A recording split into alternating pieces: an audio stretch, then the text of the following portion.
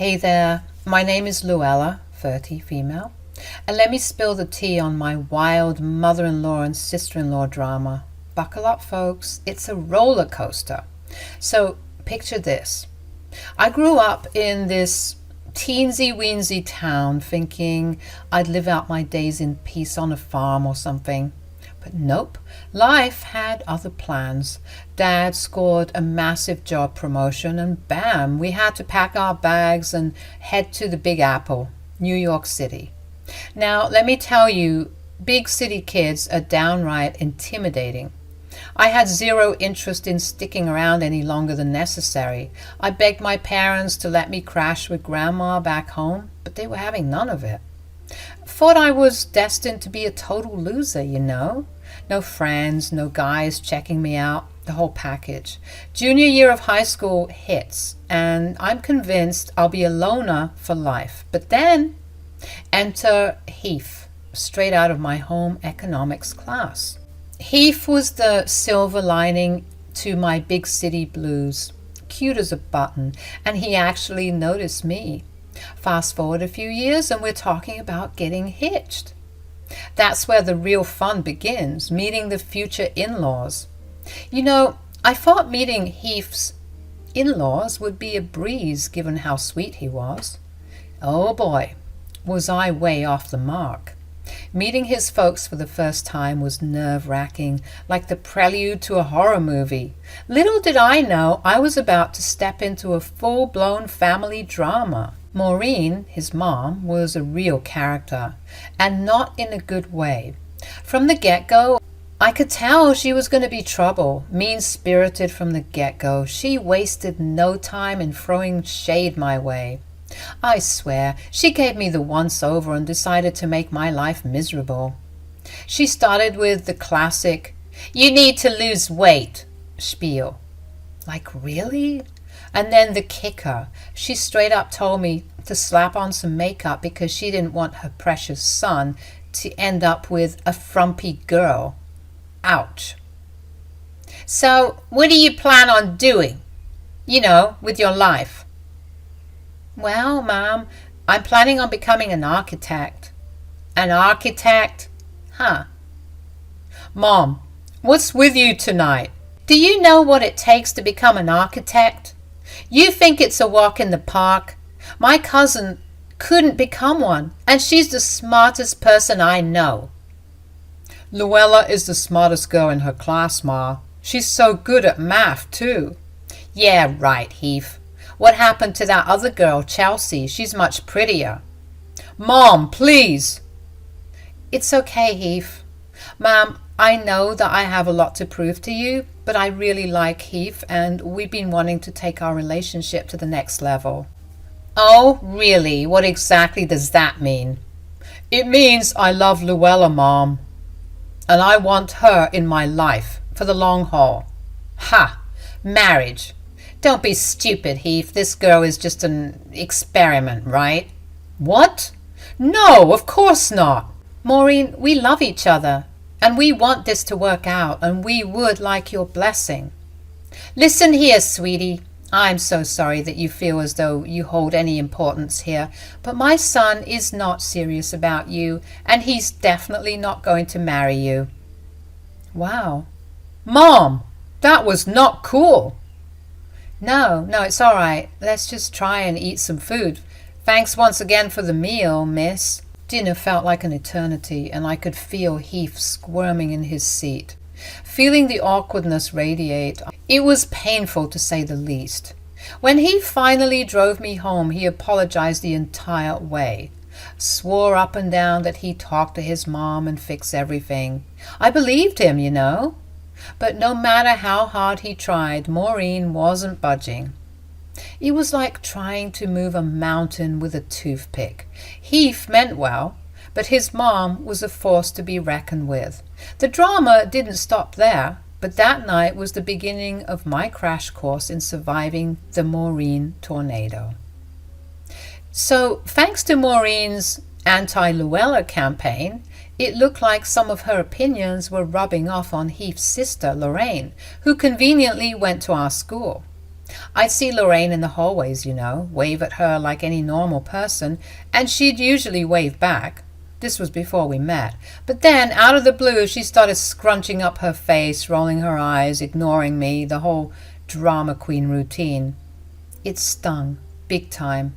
I had no clue what to do. Heath and I started going at it over this family drama. I mean, seriously, how could things work out if his whole family had it out for me? It got so bad that I was thinking of throwing in the towel. I'm talking about ending everything. But Heath, that guy, he loved me. He made sure I heard it loud and clear every day. And we argued, we fought, but he kept reassuring me. He wouldn't stop fighting for us, so I stuck around. Told him I'd face the heat if it meant staying with him. Love makes you do crazy things, right? So when we finally graduated, Heath dropped a big question. Yep, he proposed to me. He said he wanted me to know just how dead serious he was about us being together, and that this engagement would make good on his promises. Aww. When we spilled the engagement beans to my parents, they were over the moon. Sure, they were a bit concerned we were diving into the engagement pool at 18, but once they realized the marriage thing was way down the road, they were all on board. Heath's mom and sister, though, oh boy, no surprises there.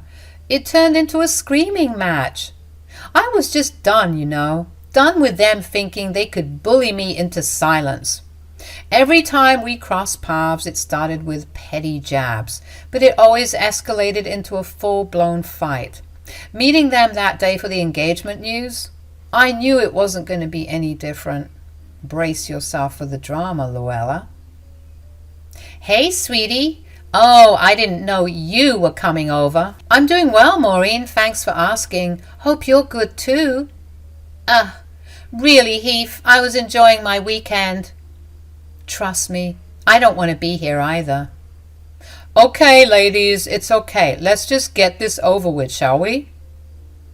Get what over with? Luella and I have some great news. Oh, are you two finally breaking up? We're engaged. What? You can't be serious. Luella's parents are over the moon, and we're going to start working for now so that we can afford the wedding in a couple of years' time because we're still so young. But I wanted you guys to know that I'm serious about marrying this girl. She's the love of my life. Oh, spare us the dramatics, please. How could you do this to us? Wasn't it bad enough already that I had to be around her all throughout high school? And now you want me to be seeing more of her? Trust me, this isn't a walk in the park for me either. But I'm willing to put our differences aside, whatever they might be, by the way, because I still don't know why you two hate me so much. All because I love Heath. We don't hate you, dearie. We couldn't be that pressed about you. Then what's your problem with me? Why don't you want to see Heath happy? Oh, that's precisely my point. He isn't happy. How do you know that? What? Are you serious? I know you like the back of my hand. I birthed you, for God's sake. You deserve better than this. This what? This frumpy walking muffin top you call a girlfriend. Okay, we're leaving now. Guess what, Maureen? Your son is in love with this frumpy muffin top, and there's nothing you can do about it except read it and weep. All I can do is pray to the good Lord, son, that one day you come to your senses. Talking to you guys is so freaking difficult. I know you're not talking to us that way, Ma. I told you that this girl was bad news. Look at how she's brainwashed Heath. He now thinks he can talk to us like a crazy person. Maybe he's speaking to you like a crazy person because he's fed up with your bigotry. Don't speak for him. You don't know what's good for my son. And you do? Oh, you want to go right now? Let's go. Heath had to play referee, standing between us to break up what was clearly turning into an escalating fight. Being in my shoes was tough. Not a fighter by nature, I'd break down crying every time we had these confrontations, no matter how angry and frustrated I was.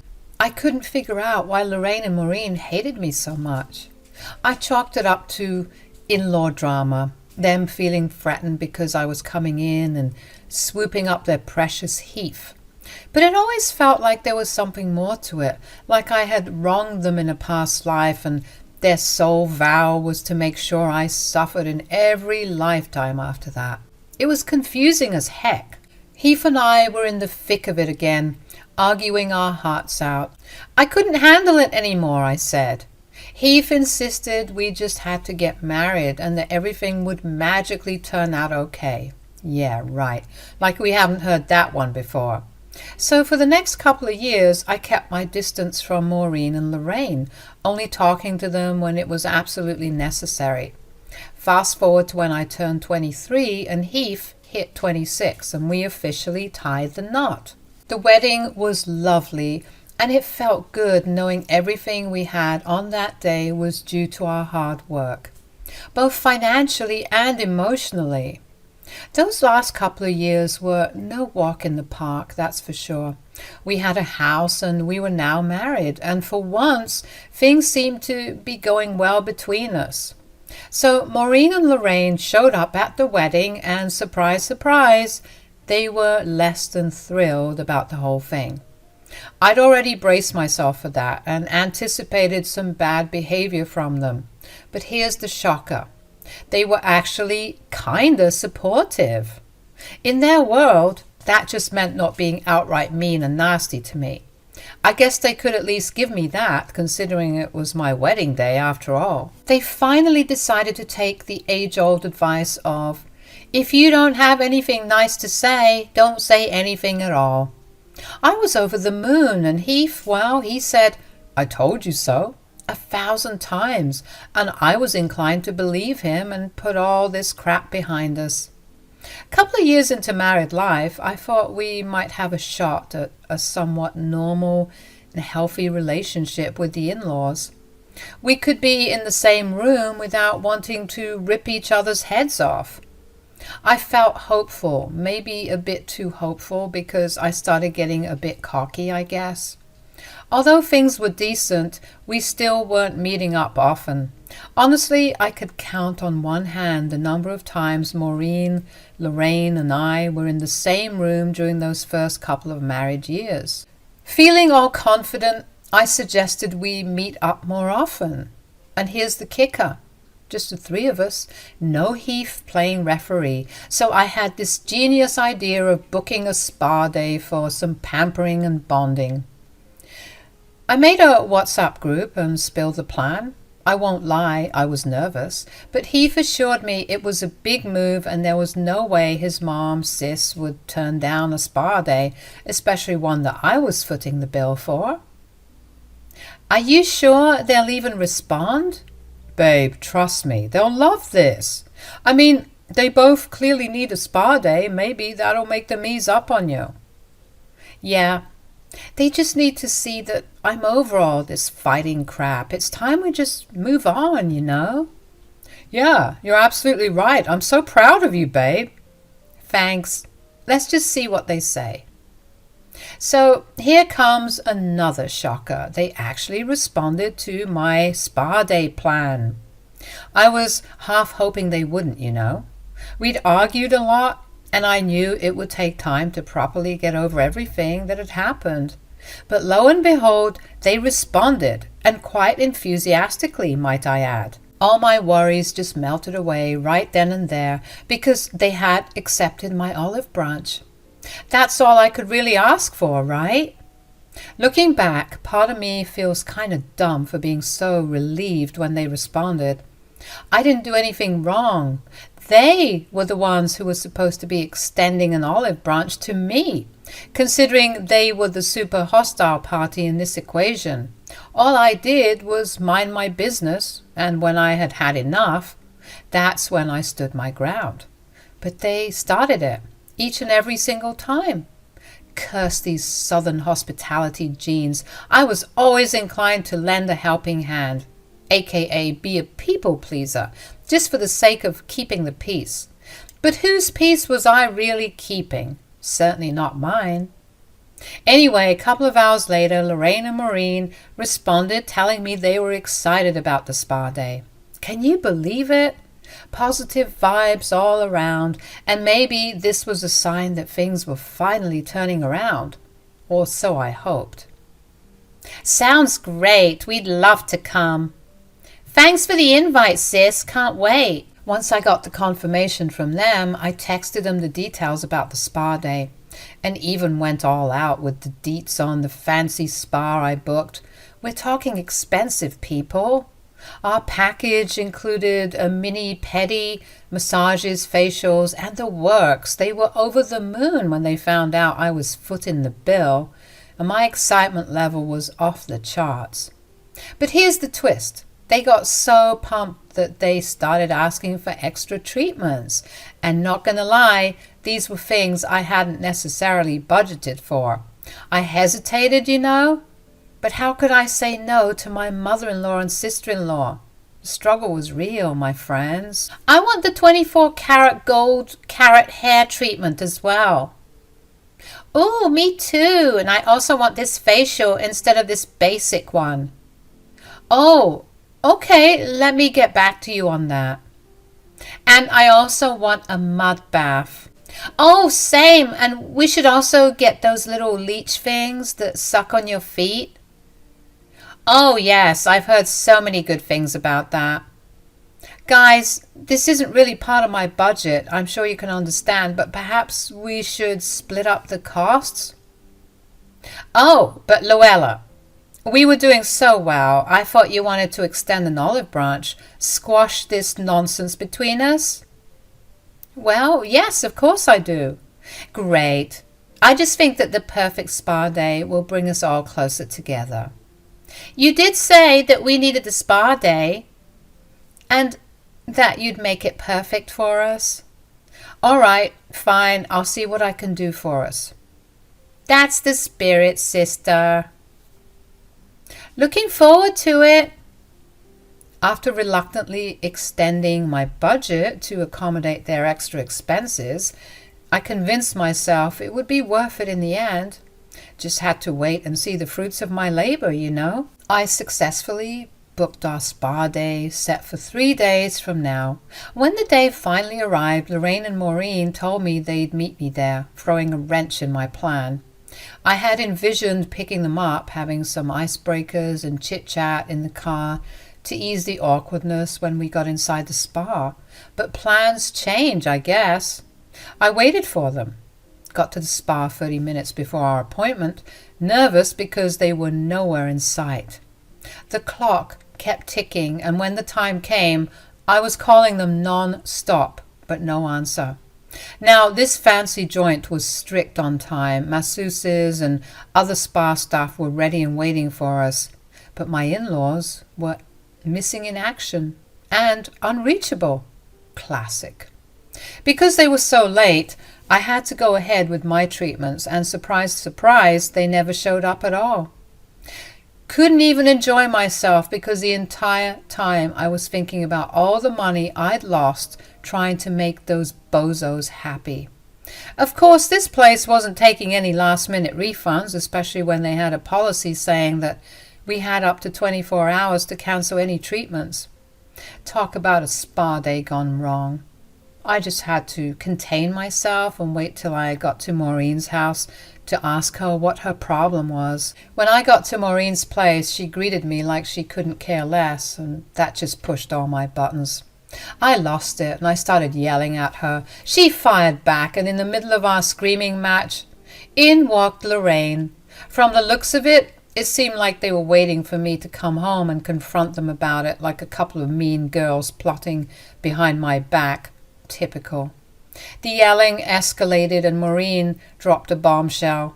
She never wanted to come to the spa in the first place. Shocking, right?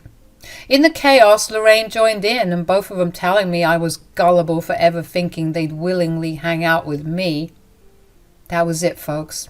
The final nail in the coffin. From that moment on, I swore to never take them seriously or trust them again. Of course, I spilled the whole saga to Heath. And he was just as disappointed. But I told him not to do anything because it seemed like the more we confronted the elephant in the room, the bigger it got. Drama, drama, drama. So a couple of years rolled by and things between us hadn't exactly simmered down. But hey, at least I wasn't weighed down by expectations anymore. Out of the blue, Lorraine hit me up one day with an invite to her housewarming party. Now, I was shocked. Why on earth would she want me there? Turns out there were going to be a bunch of benefactors for her charity event, and she wanted a lot of family members to show support. Yeah, right, more like, I don't want to answer questions about Luella's absence. Anyhow, I told myself to hike up my skirt and deal with it.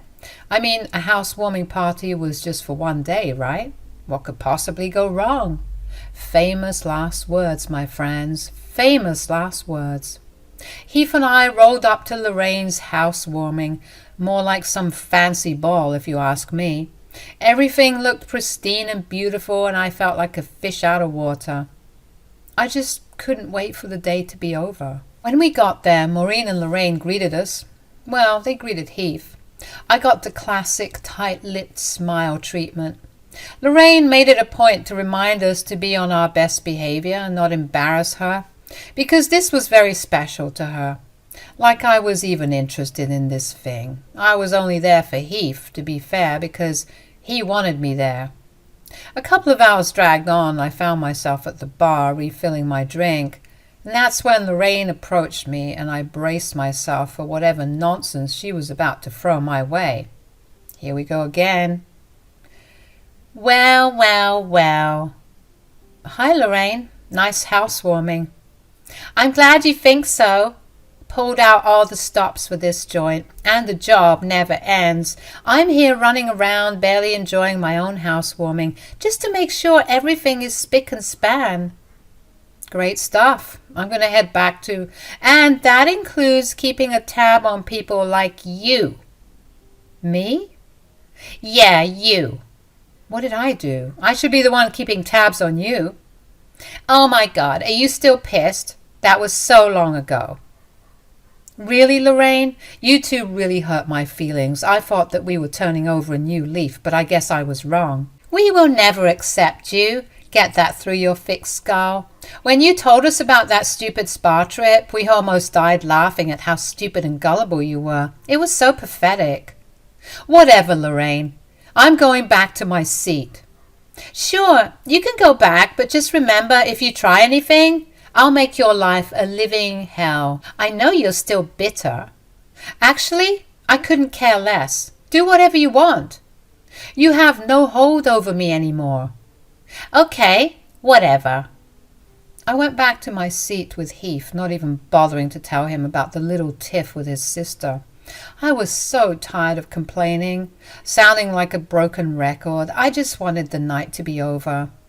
To escape the boredom, I took my bag with me to the restroom to freshen up, leaving poor Heath to fend off the party-induced coma. Just as I got down, I got a text, and guess who it was? Maureen, of all people. Imagine that. I opened it up, and the strangest thing appeared on my screen. Her text read, I have successfully placed it in her bag, waiting for the go-ahead. What the hell did she mean? Clearly she meant to text someone else, so I left it at that. As I searched for my perfume, I felt something squishy that definitely didn't feel pleasant. I shone the flashlight from my phone into my bag, and there it was, a slab of what looked like rotting meat. It wasn't too big, but the smell hit me like a ton of bricks. It was awful, and I had to keep myself from retching. At that moment, it all clicked. Maureen had something to do with this. I mean, how could she not?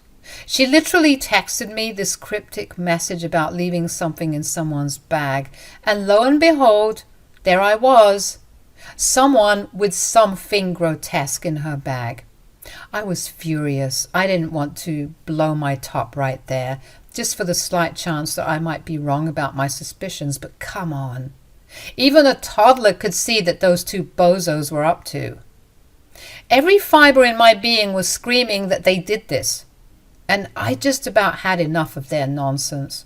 I made my way back to my seat, plotting how I could turn this situation around and give those two a taste of their own medicine. Discreetly, I cut the meat with the steak knife on my table and got 2 napkins to hold it. No way was I touching that with my bare hands. I headed towards Lorraine and Maureen's seats, my heart pounding. Luckily, they were sitting right next to each other, and even luckier, they weren't in their seats, probably still running around making sure everything was running smoothly. Thank my lucky stars, I guess. I dumped the meat into both of their bags and went back to my seat. The plan was for them to see the meat, freak out, and cause a big scene. But what happened next? Oh boy, it was 10 times better than I could ever have expected. Lorraine got up on a podium and announced that she had a very important announcement to make, and this was about to get interesting. Thank you all for coming. Today has been so wonderful. Thank you so much to Mr. Maxwell, the best benefactor for my charity, as you all know. World Vision has benefited tremendously from the likes of Mr. Maxwell.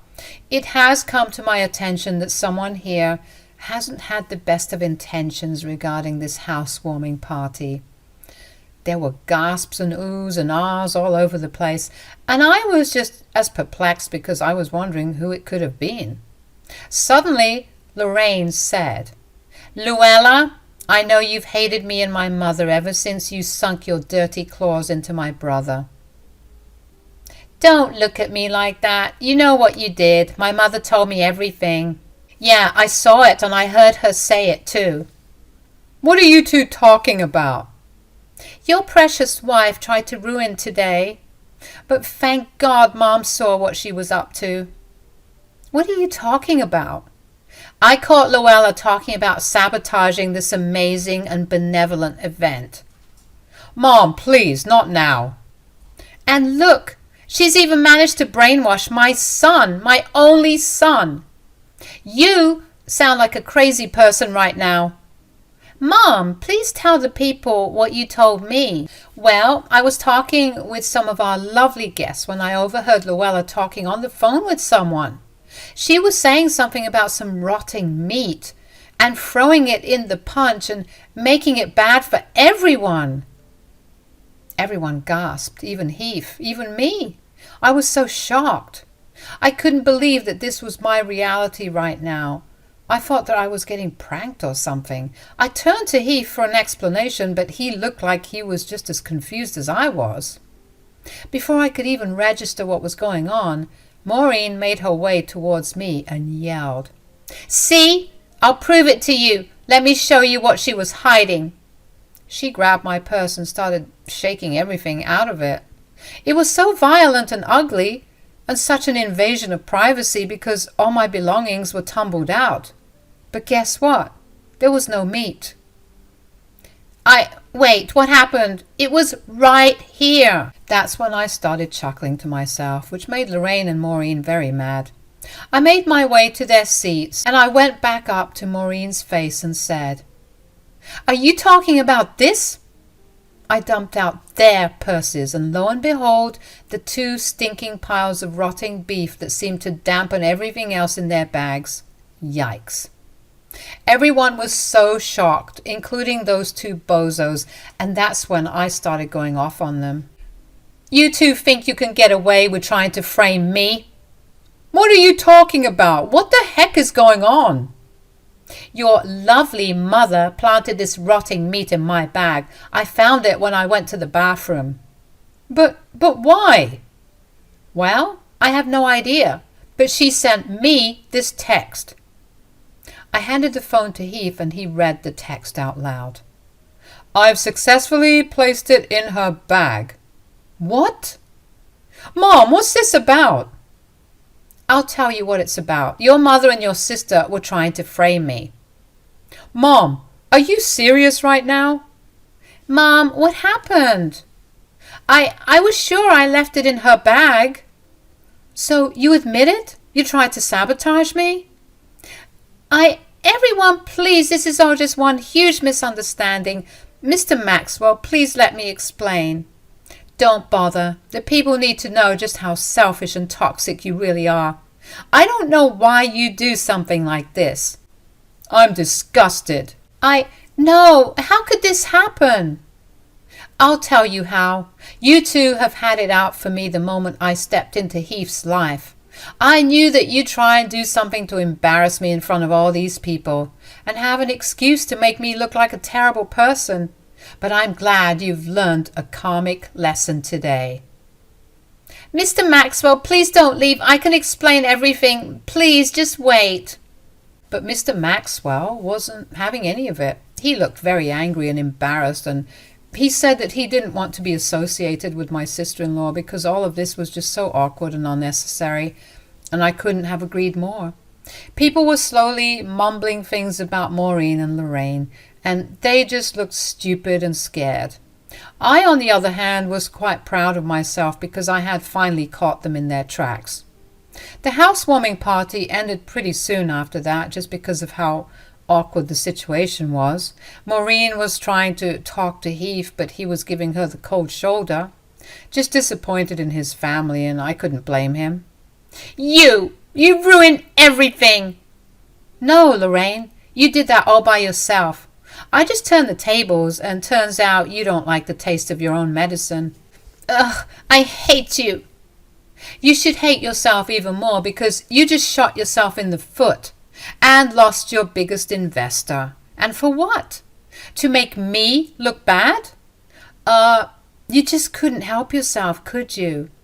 What exactly was your plan, huh? To make me look like a dirty person or someone who can't keep their hygiene in order?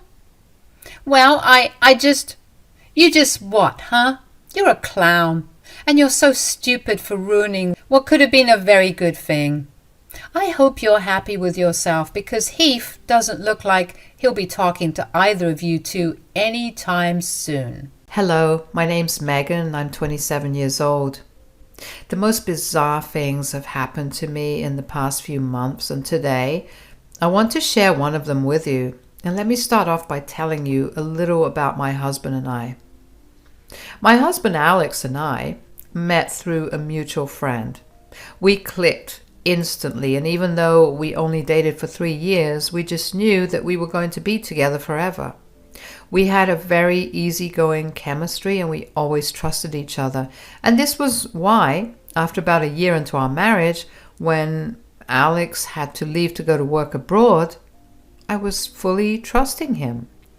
It was hard at first to live on 2 different continents and to deal with the different time zones and the separation, but we eventually got the hang of things. Alex was transferred to the Milan division of his company and he had to work there for the next year or so. I was completely okay with that, only because I valued his career growth and saw the potential he had to grow.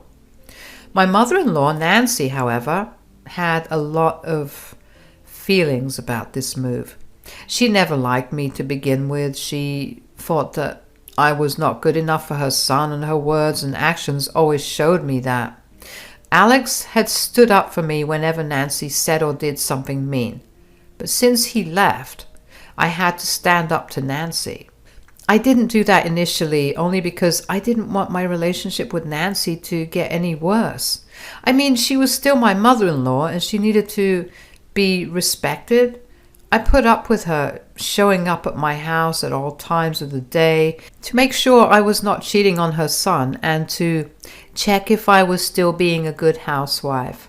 I never really told Alex about how often Nancy came over because I didn't want him stressing out over more things. Since Alex wasn't there to say anything and I barely said much, Nancy felt like she was a queen who could get away with anything. One day, Nancy came over to my house unannounced as usual and asked me what I was doing for Alex's and my anniversary. "So what are you doing for your anniversary this time?" I'm not sure, actually. It must be tough with my son not being here to plan everything for the both of you." "That's not it. Also, we both contribute equally to the plan making and its execution." "Yeah, that's what my son likes to say as well. But we all know that's not the case. Anyways, what is it? What's the plan? Well, I don't have any concrete plans as yet, but I was thinking of surprising him by flying to Milan to meet him there. Oh, that's actually a very good idea. Why don't I come along with you? You want to tag along on our anniversary? Don't you think it would be better to maybe give us some privacy? Absolutely not. I've always wanted to go to Italy and I don't see a better time than this. You could go at literally any other time than this. Alex is going to be there for another whole year and you can fly out any time else. Why does it have to be an anniversary?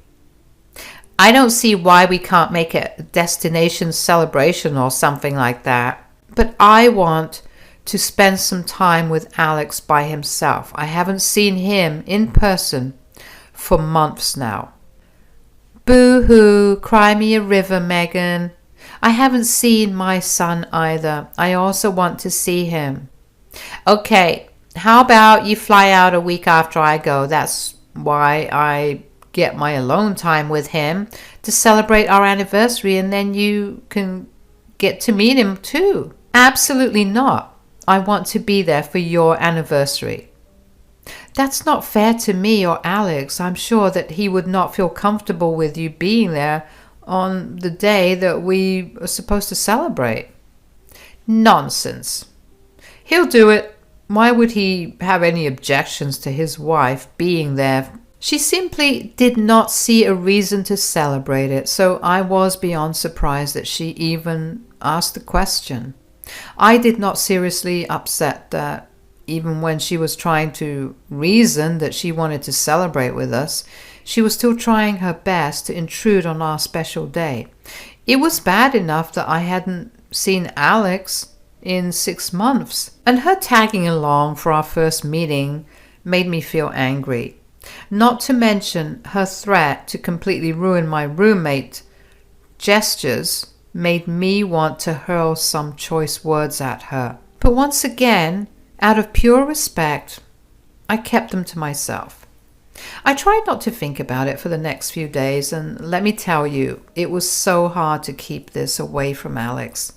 Whenever I was in a dilemma of any sort, but especially regarding Nancy, Alex was the first person I went to. Eventually, though, I realized that I didn't really have a choice. I was going to have to let Nancy tag along with me. What I could bank on, however, was Alex taking my side. I could arrange for a gateway for Alex and me and leave Nancy at home, and I realized that there were ways around Nancy's demands. So all I had to do was wait for her call. Nancy called me 4 days later as she had promised. Are we having this conversation or do I call Alex? Fine, yes, let's talk. Tell me why you want to tag along on a couple's vacation. I just want to celebrate with my son, that's it. And why wasn't my suggestion to arrive a little later not okay? Would you be okay with celebrating your anniversary a week later? No, but that's Alex and I's anniversary. I don't see why you need to celebrate it at the same time. If this is your roundabout way of telling me that I cannot tag along, I will call Alex. No, that's not it. I just don't understand how you don't think it's weird for you to tag along. It's really not. Besides, I know for a fact that you're going to ruin your surprise and anniversary. And why do you think that? What have I ever done to make you think that way of me? Look, we both know that I do not have the best view of you. I still think that Alex can do so much better. But this is what I've had to settle with. So now it's your turn to settle with my demands as Alex's mother. Fine. You can come along. Good. I'll take care of the tickets. I don't think that will be necessary. Like I said, I do not trust you to do anything. Besides, if I'm tagging along with you two, The least I could do is take care of our tickets. That way, it would also be my present to both of you for even lasting this long. I appreciate that, but I can get us much better deals. No, I don't want you messing around and doing something to jeopardize my trip. I know you don't want me tagging along, and I will not let you do anything that will not allow me to come along. It's sad that you think that low of me, but fine. You can take care of the tickets, just don't say a word to Alex.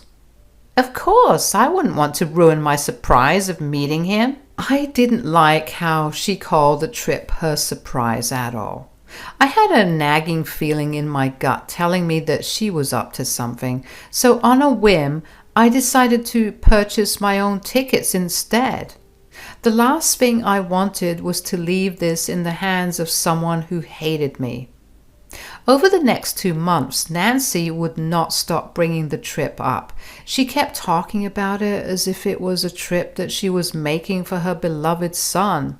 And whenever I piped in and told her that I was going to be there too, she'd look at me with disdain and drop the topic. Whenever I asked her to see my tickets, she'd ask me why I was asking her for them and if I didn't trust that she booked them. So I stopped asking her. The bad feeling I had never went away, and I was proven right on the day of our departure. I picked Nancy up from her place that day and drove us to the airport. We entered the airport and I asked Nancy for my tickets, but she laughed in my face. I asked her again and she sighed before walking further into the airport. Finally, I caught up to her and she turned around right before she entered the check-in. I guess this is where we part ways. Huh? What are you talking about? Thanks for dropping me off at the airport. Nancy, what do you mean? What? I'm going to see my son. And you okayed it. Don't you mean we're going to see him? Oh, that's so cute. Of course, we're not going to see him. You were the one who booked our tickets. Our? Oh, honey, no, I only booked a ticket for myself. What? Oh, my bad. I guess I forgot to tell you. What do you mean? You told me that you booked my ticket? It seems like you're not understanding me. Okay, let me make it simpler for you. No ticket for you. I'm going alone. But this was supposed to be a celebration of Alex and mine's anniversary. That's why you were so insistent on coming along. Of course. And I have to admit, I acted quite well, didn't I? Oh well, guess you have to wait until a week later in order to meet Alex. Why would you do something like this? What have I ever done to you? Don't take it personally. Like I said earlier, I really just think that Alex could do so much better than you. So what? You're going to spend our anniversary with him? Oh yeah, and if I could just find him another better woman to be with, that would definitely be a bonus. That's insane. You can't do that. Alex would never fall for that. No. What's insane is Alex marrying a no-good, ugly woman like you. If Alex could fall for you, I'm sure he would fall for any other better woman. Now, I have a flight to catch. I better not see you anywhere near my son for the next month. I knew that I had expected Nancy to do something to ruin my trip. I did not think that she would actually try to not let me go at all. And for her to threaten me to leave Alex alone, I was not going to allow that to happen. I waited where she left me until I was sure that she was not going to be able to see me. I made my way over to the baggage check-in. I was then told that I could upgrade to first class, and of course I took it. I made my way over to the first class lounge and allowed myself to relax a little. I just knew that Nancy would not be happy that I was even on the plane. So seeing me in first class would definitely drive her crazy. I boarded the flight and waited until the plane was off the ground before I wandered into the economic seating area. Nancy was sitting at the front, so right out of the first class seating area. Her face went from shock to anger when she saw me. I pretended to have lost my way on the flight, and the stewardess helped me get back. It didn't take long for Nancy to come to find me and start yelling at me. "What are you doing here? This is the first class cabin. You aren't allowed in here. How did you get a seat in this flight?" "The same way you did. I opened the site and booked myself a ticket." "Impossible.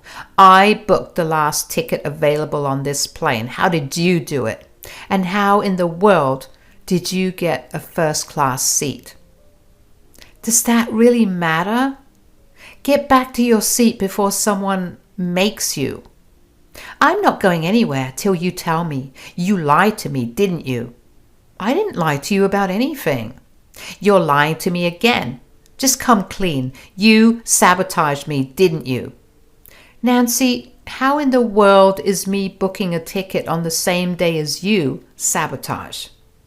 "If anything, you tried to sabotage me and my plans." "You just didn't want me to meet my son, so you purposely did this to embarrass me." "Honestly, I feel like you're just projecting onto me what you've been feeling. You're beginning to sound a little insane." "How dare you! Look, you need to get out of here. You do not get to tell me what to do. I know for a fact that you used my son's hard-earned money to book this seat for yourself." "I can assure you that I did not. If I used his money, he'd know that I was going to surprise him. I'm not as stupid as you think I am." "Nonsense. You're just lying to my face, and you're thoroughly enjoying it. You need to give up your seat to me right now." "Why would I do that?" "Because you used my son's money to buy yourself this seat. And since it's his money, I get to use it. So get up and give the seat to me." "Okay, that's enough." I pressed the button for the air hostess and I asked her to escort Nancy out of the first class area. Nancy was fuming and tried to fight with the air hostess about my seat being hers. A quick look at my ticket said otherwise, and Nancy was told that if she continued to make a ruckus, she would be detained at the airport. Nancy left after that, but not before shooting me a glare. I was already satisfied with the look of absolute anger on her face when she saw me walk down the aisle in her part of the plane. But the entitlement she had towards Alex's money was truly concerning. I mean, I bought my ticket with my money and it was my credit that got me bumped up. She had some nerve to tell me where I had to go. Since I was in first class, when the plane finally landed, I was allowed to move out first. I got my bags pretty early and managed to get out of the airport way earlier than Nancy could. That thought did make me smile. I got myself a cab and made my way over to Alex's apartment. I knew that it would only be a matter of time before Nancy came over. She knew his address because she asked him for it, so she could apparently send him some things. My stomach was turning in excitement. I only hoped that Alex was home because it was the weekend and he tended to go out with his colleagues on the weekend. When I reached his door, I rang the doorbell. Alex opened the door and it looked like he had just woken up. But his face immediately lit up when he saw me, and he gave me a tight hug. "Whoa, Megan, what are you doing here?" "Happy anniversary, my love. How do you like my surprise?" "I love it. It's wonderful. When did you plan all of this?" "Only 2 months ago. Believe me, this was the second hardest secret to keep from you." "Second hardest? What was the hardest?" "Well, it involves your mother." "Oh no, what did she do?" "She asked me what I had planned for our anniversary and I told her that I was thinking of flying out to meet you. Rookie mistake, I know. So she decided that she wanted to come along so she could celebrate with us. I did not like it, but she told me that she'd ruin the surprise if I said no to her. So I had no choice. Then she told me that she'd take care of my tickets only for her to book one ticket for herself. I was smart enough to pre-book my tickets and I got upgraded to first class. You should have seen her face when she saw me on the plane. Whoa, what in the world is wrong with my mother? Why would she want to accompany us? Isn't that a bit weird? Oh yeah, that's exactly what I said as well. But she wouldn't take no for an answer. So wait, is my mom here? Yeah, I have a feeling she'll be here any moment, knocking at your door to tell you what an insensitive person I am. But before that, I have something I need to show you. Alex looked at me curiously as I pulled out my phone. I knew that Nancy was going to pull something on me, so I set my phone to record as soon as I left the house. When we reached the airport, I pulled my phone out of my pocket and held it in my hand to make sure that if Nancy said something, it would be clear as day. So when Nancy confessed to not only sabotaging my plans, but also using the trip to meet Alex as a way to set him up with other women, I caught it clearly. Alex's face went from confusion to pure horror as he heard what his mother had to say, and he assured me that if his mother's sabotage had succeeded, he would never have gone along with any of her other plans. He was also particularly hurt to find out how dumb his mother thought he was. It didn't take long for Nancy to show up at his door, and when she did, Alex initially put aside his anger and tried to act nice, or as nice as he could. Hi, Alex, honey, it's so good to see you. Mom, what are you doing here? Well, I came to surprise you, of course, and I wanted to take you out. Oh, I see that Megan arrived before me. Hi, Nancy. How was your journey? It would have been a lot better if not for you. Alex, do you know what she did? She used your money to get a first-class ticket and would not give her seat up to me. Why would she? It was her money, and not to mention, you only came on this journey to set me up with other women. What? Where would you get that idea? Megan told me everything. Why would you try to ruin our marriage? What has Megan ever done to you, huh? You're getting it all wrong. I only want what's best for you, and Megan is definitely not that. Forgive me for being a good mother to you. So, you thought that sabotaging my wife's plans to surprise me on our anniversary so you could get me to see other women is what was good for me? You're disgusting. Don't you dare speak to your mother that way. I actually don't want to speak to you for a long while. If you could leave, that would be nice.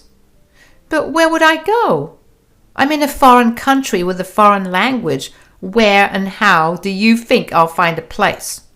There's a hotel right down the street. That's where I stayed initially. And before you ask me any more questions, just think about how you've behaved. If you had been a better person, I would never have resorted to this. Now get out. Nancy tried to get Alex to listen to her and even resorted to begging me for forgiveness when she realized that Alex was not listening to her. I saw no reason to help her out when she purposely tried to sabotage my trip and use it as an excuse to get Alex to meet other women. Alex helped Nancy get a room at the hotel near his place, and she left with her head hanging low in embarrassment. After that, Alex took the week off work so we could go to a resort and enjoy our anniversary. That had two benefits. First, we were celebrating our anniversary in the best way possible. And second, it prevented Nancy from interrupting us again because she would have no idea where we were. Alex and I decided to switch our phones off and enjoy our time together instead. We had a blast. Alex didn't stop apologizing for his mother's behavior initially. But after I told him that he had no reason to apologize over and over again, he stopped doing it. The only thing he did after that was thank me for coming over. It truly was an anniversary that we were never going to forget. After we returned back to Alex's apartment, we switched our phones on and found a huge number of texts and calls from Nancy, and a few of Alex's relatives calling Alex and me a bunch of nasty things for abandoning Nancy in a foreign country. Now, I'm not one for confrontation, but this had me seeing red. So I sent each and every single one of them the recording of Nancy's plan. All of them apologized for their words. I stayed with Alex for another 2 weeks, and when I returned back home, I found Nancy waiting for me at my doorstep.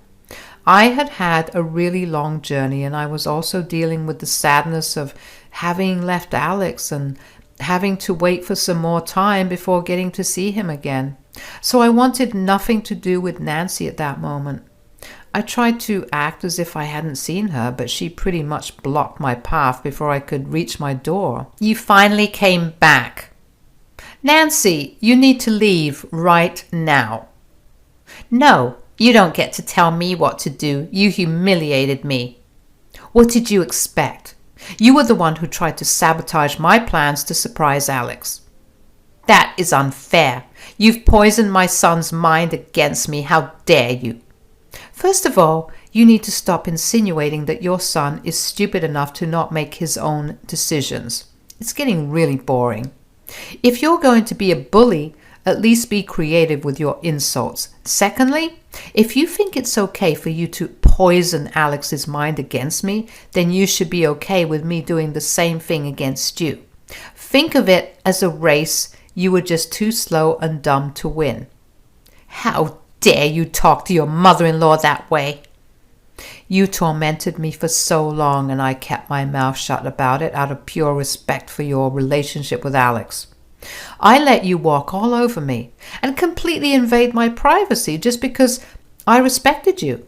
But the second you tried to interfere with my relationship, I wasn't going to let you get away. Do you even know the kind of damage that you've caused me? No, but I do hope that it was very damaging to you and your reputation. It was beyond damaging. My entire family won't speak to me. How dare you record our conversation? You've ruined my life. Good. Maybe now you'll take this time to reflect on your disturbing ideas and behaviors. Maybe you can finally learn to be a better person now. You need to do something about this. I will not let you get away with this. I don't have to do anything, Nancy. You know very well that you were the one that got your family involved in this drama. You tried to paint me in a negative light, and it backfired on you in the worst way possible. You have no one to blame but yourself. I cannot believe Alex married someone as heartless as you. I knew you were bad for our family. You've torn it apart. It's honestly pathetic that you refuse to even consider the fact that you might be to blame for the situation you're in. You can blame me as much as you want, but that's not going to change your reality. I really do not have time for your nonsense. I had a long journey and I'm exhausted. Goodbye. I left Nancy standing on my doorstep. She looked shocked that I had stood up for myself yet again, and that shock momentarily stopped her from retorting to anything that I had said. I used that pause to quickly get into my home and lock the door behind me. I think when she heard the lock click, she finally snapped back to reality and she began to bang on the door. She yelled for me to open the door, and after 2 to 3 minutes of that, she finally realized that I was not going to open the door, so she left.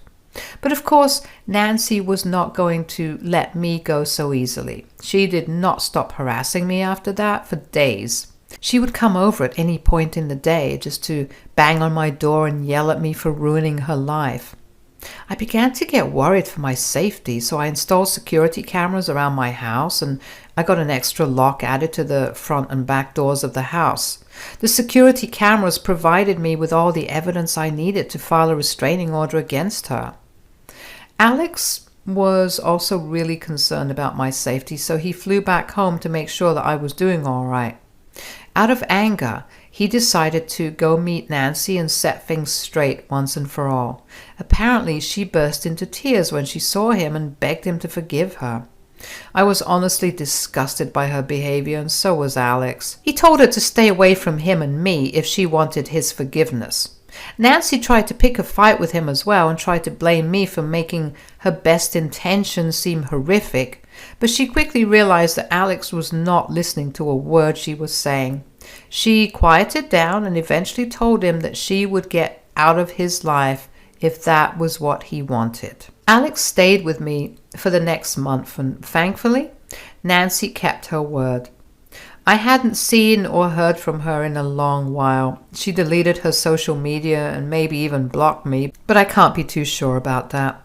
I don't know if she's desperate for Alex's forgiveness or if she's finally realized that she was acting crazy, but whatever it is, I'm just glad that I get to relax now. I know through some of Alex's family members who still keep in contact with her that she's okay, just a little sadder, but that's not too worrying for me. It's been a few months since all of this happened, and I'm finally feeling happier and freer. Alex is set to come back to our city for the next few months, and I could not be more excited. I don't know about what's happening with Nancy, nor do I really care. The only thing I do know is that she's become somewhat of a pariah among her family, and nothing brings me greater joy than that.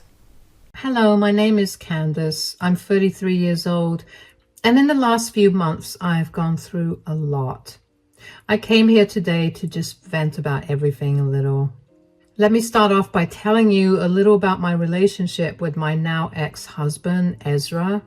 Ezra and I met thanks to some mutual friends. We dated for around 4 years before we got married. Ezra was generally a good guy. I will admit that in hindsight, there were many things that I should have considered alarming, but I loved him, so I overlooked them. The only time I did not like how Ezra behaved was when his sister Ruth was around. Ruth was 7 years older than him, and she had this weird control over him. Ezra was always his own person until she was around, because then he just became an extended version of her. And let me tell you, Ruth does not have a pleasant personality at all. There's a reason she hasn't had friends for years. Ruth also hated me with a passion because I'm guessing she thought I would change Ezra. Truth be told, I hoped I could do something like that, but you'll see how miserably I failed as this story goes on. Anyway, the last and most important person that I want to introduce you to is my late mother-in-law, Debbie. Unlike Ruth, Debbie and I got along really well. I don't know what it was about her, but she felt like sunshine on a cool day, you know? She just had this personality that could draw anyone in. I got along with Debbie so well that the two of us even made it a point to hang out at least twice in a month. On one such plan to meet up, Ezra decided that he wanted to join us. Neither Debbie nor I had a problem with it, so we let him tag along. We decided that we would meet up at the mall and do a little shopping.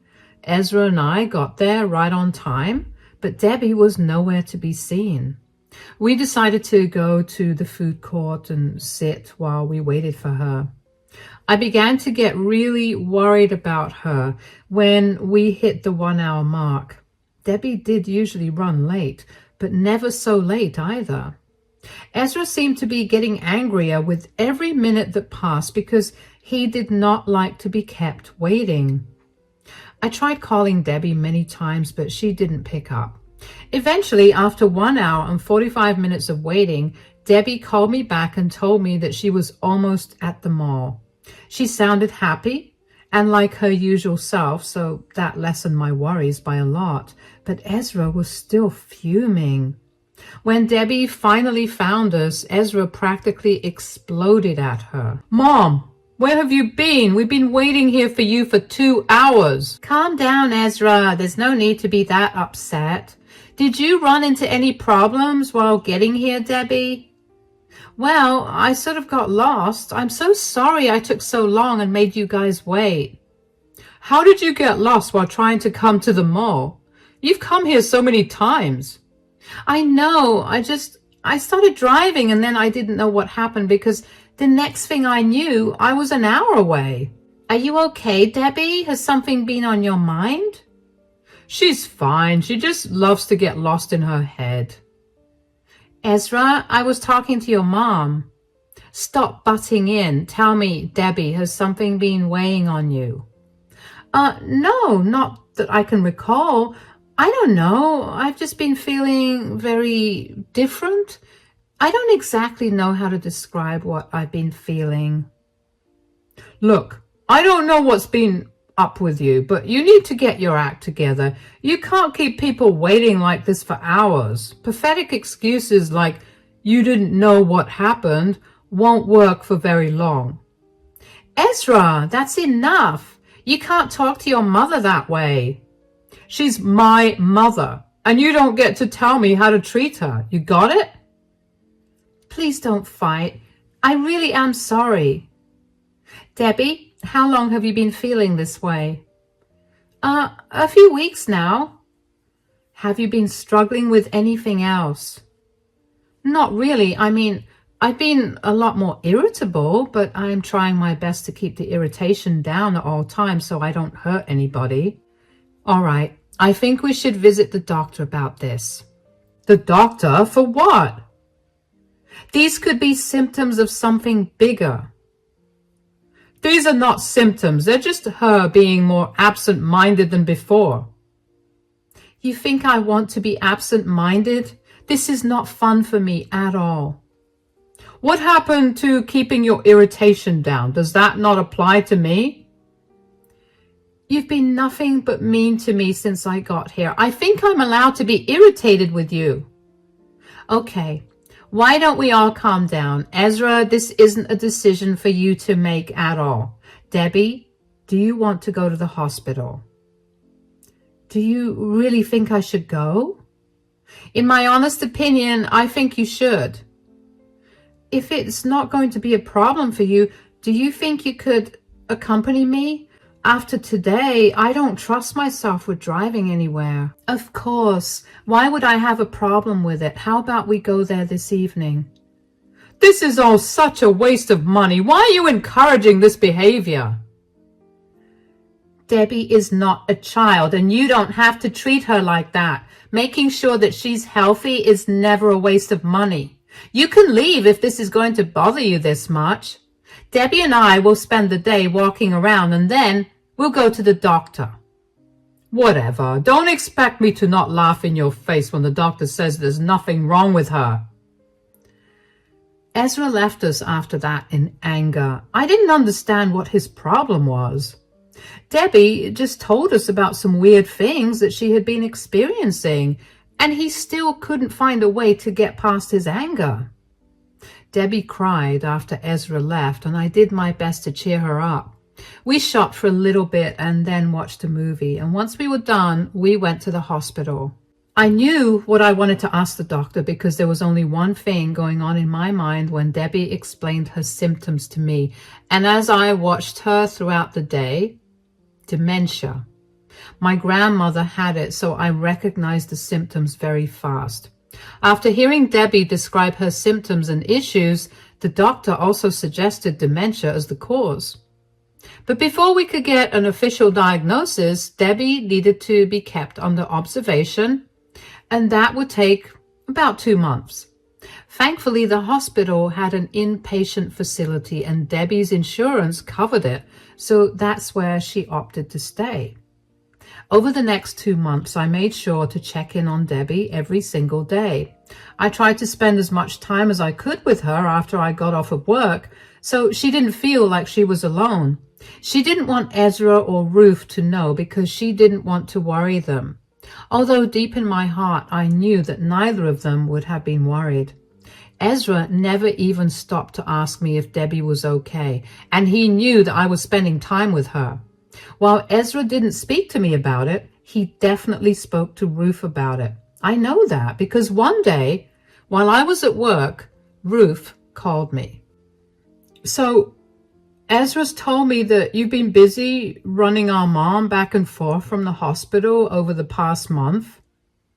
Yeah, she's been displaying some concerning symptoms, and I just wanted to make sure that she's all right. Don't you think it's a little weird, though? What are you talking about? I mean, she's not even your mother. Why are you working so hard to help her? Who cares if she's not my mother? She is a person in need, and since I can help her, I don't see why I shouldn't. What about Ezra? What about him? He's struggling at home, and you don't seem to be helping him out at all. What exactly is he struggling with? You're always out and about, and you haven't taken care of any of the chores in the past month. Poor Ezra is practically working himself to death at this point because he leaves work only to come home to more work. Excuse me, but what chores have I not done exactly? Because last I checked, I have been consistently cleaning the house, doing the laundry, and taking our dog on a walk. The only thing I haven't done is make food for us. So you admit that you're okay with Ezra starving himself, all because you want to be some good Samaritan? Ezra is a grown man who is capable of making his own food. Why are you talking to me about this anyway? If he has a problem with this, he can come and talk to me. You're never around to talk to. I'm just being a good sister. Great. And I'm being a good daughter-in-law to Debbie. The two of you should be happy that at least someone is taking care of her for you. Don't try to act like you're morally better than us. I am not trying to do anything. I'm only doing the right thing, and I don't want to hear a word of complaint from the two of you. Now, if you'll excuse me, I have to get back to my work. If it was the olden days, I would have slammed the phone down really hard, I swear. That's how annoyed I was at Ruth. If Ezra really had a problem with me, why was it so hard for him to talk to me? He could express everything else but his emotions regarding me, and I was getting real sick and tired of Ruth stepping in to do that for him. I did my best to put both of them out of my mind after that, especially because Debbie's condition was worsening. Her dementia was accelerating with every day that passed. She was rapidly beginning to lose her memories, yet somehow she always managed to remember me. After thorough testing and observation, Debbie's doctor finally told me that Debbie did have dementia. I almost sighed with relief because I was worried it was Alzheimer's, which is a lot worse to deal with, and I didn't want Debbie going through that. Anyway, after some paperwork, Debbie was discharged and I dropped her off at home. I made sure that the house was practically baby-proofed after putting Debbie to sleep. I planned to go home and get some things so I could stay with her until Ezra, Ruth, and I figured out what was the best course of action for Debbie. And I didn't want Debbie to get hurt while I was gone. When I got back home, Ruth's car was in the driveway and I almost rolled my eyes too hard. And when I walked in, I ended up overhearing a piece of Ruth and Ezra's conversation that made me angry. Yeah, I spoke to her the other day and, something's definitely wrong with her. I mean, that's our mother. Why does she have to be so weird about it? I'm only being weird about it because I know what the symptoms were and I just needed some confirmation. Oh, sweetie, I didn't know when you came in. Save it. I heard enough. I don't understand why you guys are so mean and dismissive of Debbie, but I'm sure you're going to regret it now. God, stop being so dramatic. What's wrong with Mom? After running extensive tests and monitoring her, the doctor has concluded that Debbie has dementia. What? Oh my God. I recognize the symptoms because my grandmother had it, and that was why I was so insistent on getting her checked up. I'm so sorry. Why didn't you tell me anything? Debbie didn't want to worry you guys until everything was confirmed. That's right. Even when you guys barely pass her a glance, she still cares that much about you. We have to go see Mom. No, you guys can't go today. She's not doing too well and she refuses to see anyone else. What? What do you mean by she's not doing well? With every day that passes, the dementia gets worse. Her memory is dying out, and every day she wakes up confused about where she is. She's very irritable and depressed and doesn't want to be in the company of anybody. I don't think it's safe for her to be alone then. I never said that she was going to be alone. She's only okay with me being there for now. You're telling me she's okay with you, but not with her own children? Were you the ones by her side at the hospital? Did you two even take her seriously? Don't project your anger onto me. You can come visit her this weekend. Until then, I'll be staying with her. I practically sneered at them. I mean, was I exhausted? Absolutely. Juggling work and taking care of an elderly person was not easy. I didn't mind that, though, because at the end of the day, Debbie was getting treated right. What I did mind was Ruth and Ezra being ungrateful. I was doing the work they were supposed to do for their mother, and the least I expected was a thank you. For the rest of the week, I didn't hear a word from the two of them. I almost even forgot about them because I was so wrapped up with work and taking care of Debbie. I managed to find a part-time caregiver who would take care of Debbie while I was at work. It worked out well, and I had a little less to worry about. On that weekend, Ezra and Ruth showed up at the front door, and I was a little surprised to see them. I still greeted them warmly. Hi, guys, come in. You don't get to invite us into our own mother's house. Move. Oh, okay. You need to wait. You might startle Debbie. Let's all go together. Darling, I'm so sorry about... We can talk about this later. Why don't we go into the bedroom where Debbie is so you can spend time with her? Yeah, okay. Oh, also, Debbie is having a very hard time remembering things, especially people. So if she doesn't remember or recognize you two, don't be hurt. It's just the disease. Does she recognize you? On some days, but recently, not really. Then we have nothing to be hurt by. Let's go in. Hi, Mom. How are you doing? Mom, who are you? I'm your son, Ezra. And I'm your daughter, Ruth. I'm your firstborn. I don't have any kids. You're trying to trick me. We're not. I promise we're your children. No, you're not. You're imposters trying to steal money from me. How did you even get into my house? Mom, you need to calm. Stop calling me Mom. I'm nobody's mother. Okay, you know what? I'll just escort them out. Why don't you get some rest? Debbie, come on, guys, let's go. I didn't want Debbie to be any more agitated. I can't even begin to imagine the kind of panic that would settle into me if two strangers told me that they were my children. While I was able to look at it from that point of view, Ruth and Ezra were not able to get past the fact that she simply did not remember them. Over the next 2 weeks, the two of them kept visiting Debbie and almost taunted her to remember them. Usually, I would step in and diffuse the situation. While that was a good thing for Debbie, Ruth and Ezra thought of me as someone who was poisoning their mother's mind against them. No matter how many times I told them that that was not how dementia worked, neither of them listened. One time, however, Debbie got so overwhelmed that she burst into tears and threw almost all the things within her arm's reach at Ruth and Ezra. This was the one and only time that I had stepped out of the room while Ruth and Ezra were over. I only went out to get Debbie a glass of water, and I have no idea what Ruth and Ezra said to her. Regardless, I immediately got Ezra and Ruth out of Debbie's room. This is so frustrating. This is the 8th time we've visited her in the last 2 weeks, and she just cannot recognize us. You know what? That's it. This freak needs to be locked up in a facility. What are you talking about? She needs to be surrounded by love and her family. Well, she doesn't remember her family, so why do we have to take care of her? So? That's not a strong enough reason for you to put Debbie in a facility. Besides, you don't even know what these facilities are actually like. It's too risky. Candace, she's our mother, and you don't get to make any decisions for us. After how long I've spent looking after her because you two ignored her, I think I deserve some say in this.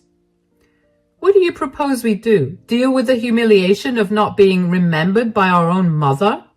Yes. She has no control of what's going on in her brain. You can't blame her for that and then make her suffer for it. She's going through enough as it is. I love my mother, but I don't think it's right to just conveniently forget your children when you suddenly get diagnosed with a disease. I'm with Ezra on this. We'll put her in some facility. Absolutely not. I'll take care of her. What? That's right. You two are the worst children any parent could ask for. You have absolutely no empathy or sympathy for your mother's condition. All you care about is yourselves.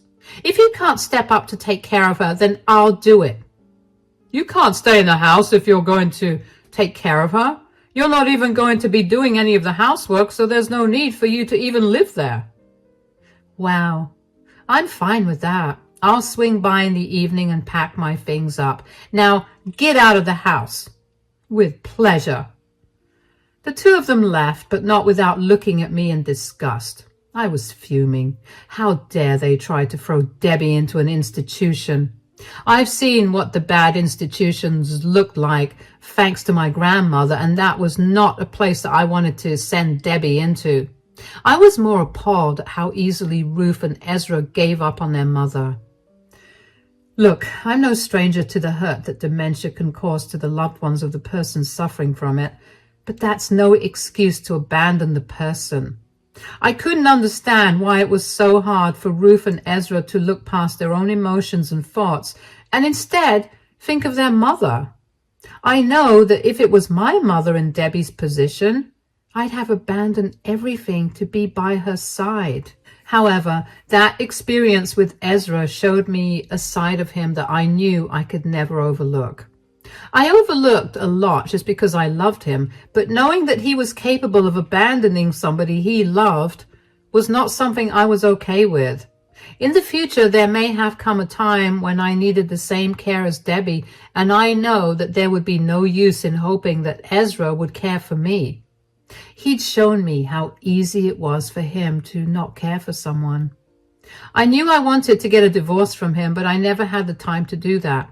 Thankfully, Ezra was on the same page and had already filed for divorce.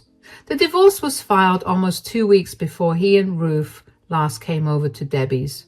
Ezra just chose to give the papers to me after that visit. Anyway, we live in a no-fault state, so the divorce process was fairly simple to navigate. Aside from that, for the next week and a half, Debbie went almost nonverbal. The dementia was beginning to worsen, and there was nothing I could do for her but make sure that all her basic needs were met. Debbie barely acknowledged me, and she always seemed lost in her thoughts. I tried talking to her, but she got really startled, so I began introducing myself to her every time I had to talk to her. One morning, I entered her room to bring her her breakfast and introduce myself as usual. Good morning, Debbie. I'm Candace, your daughter-in-law, and I'm here to bring you your breakfast. Good morning, Candace. Why are you introducing yourself to me? I know you're my daughter-in-law. What? You don't possibly think I forgot about my darling daughter-in-law, did you? I thought you did. I will admit that my memory has been swinging between good and bad, but I have never once forgotten you.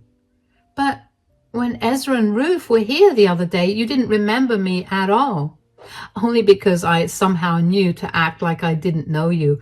It was some sort of intuition. Even when I didn't remember them, I still felt like they were not good people. First of all, I'm so glad that your memory is back. Secondly, thank you for having my back. No, thank you for having my back. If it wasn't for you, I would be in some slimy facility where the only thing on my mind would be to pass away. Oh, you heard?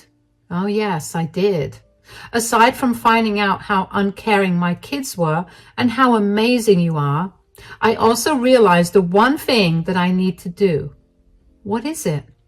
I've realized that I need to alter my will and change who's going to inherit my assets after I go. I don't want either of those ungrateful brats to get anything from me. All right, are you going to donate all your money and assets? Not all of it. I'm going to give you 75% of it. Consider it a thank you for taking care of me this much. Debbie, there's no need. There's nothing you can say that will change my mind. I love you and I'm so grateful I got to meet you.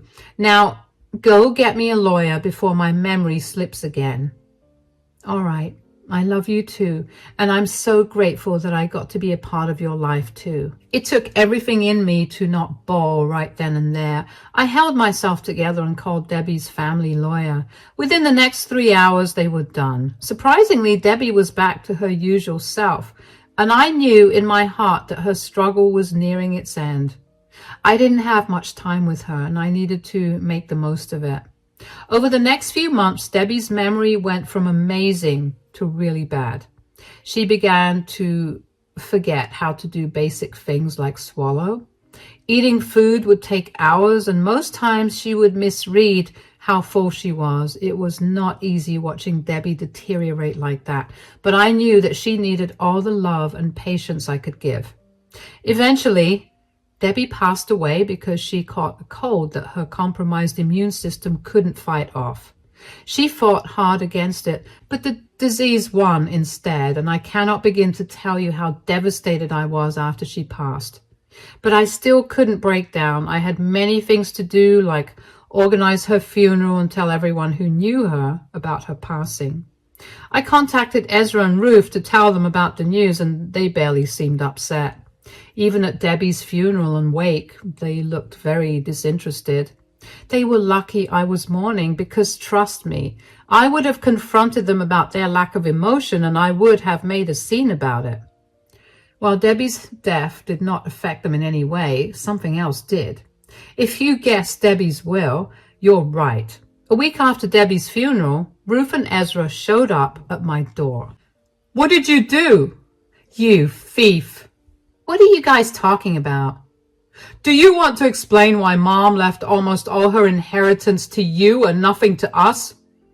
"I'm going to guess, because I took care of her?" "That's a bold-faced lie. You manipulated her. You took advantage of her disease and made her sign over our inheritance to you." "First of all, I have no use for her money. I make more money than both of you combined. Secondly, if you want to contest the will, you can take it to court." "Of course we're going to contest the will. Why in the world would a mom not want her kids to have anything?" "Because she overheard you guys plotting to put her in some facility. She realized what monsters you two were and decided that she wanted nothing to do with you." "That's a load of nonsense. Mom didn't even remember us. How would she remember that we were supposed to be the inheritors of her assets?" "She had a few days where she remembered everything crystal clear, and that was when she edited her will." "I cannot believe that you're lying so well. You really have thought about this, haven't you?" "I have no reason to lie to you guys about anything. You two were terrible to your mother, and these are the consequences you have to face for it. I'll see you in court if you want, but right now I want to go take a nap. Goodbye." I slammed the door shut on their faces because I didn't think I'd have been able to contain all the anger I was feeling. The sheer audacity they had to show up and accuse me of stealing from someone who I cared about deeply and who I had to watch break down and become a shell of the person she used to be made me want to claw at their faces, or at the very least hurl as many insults as I could towards them. Of course, the two knuckleheads did contest the will.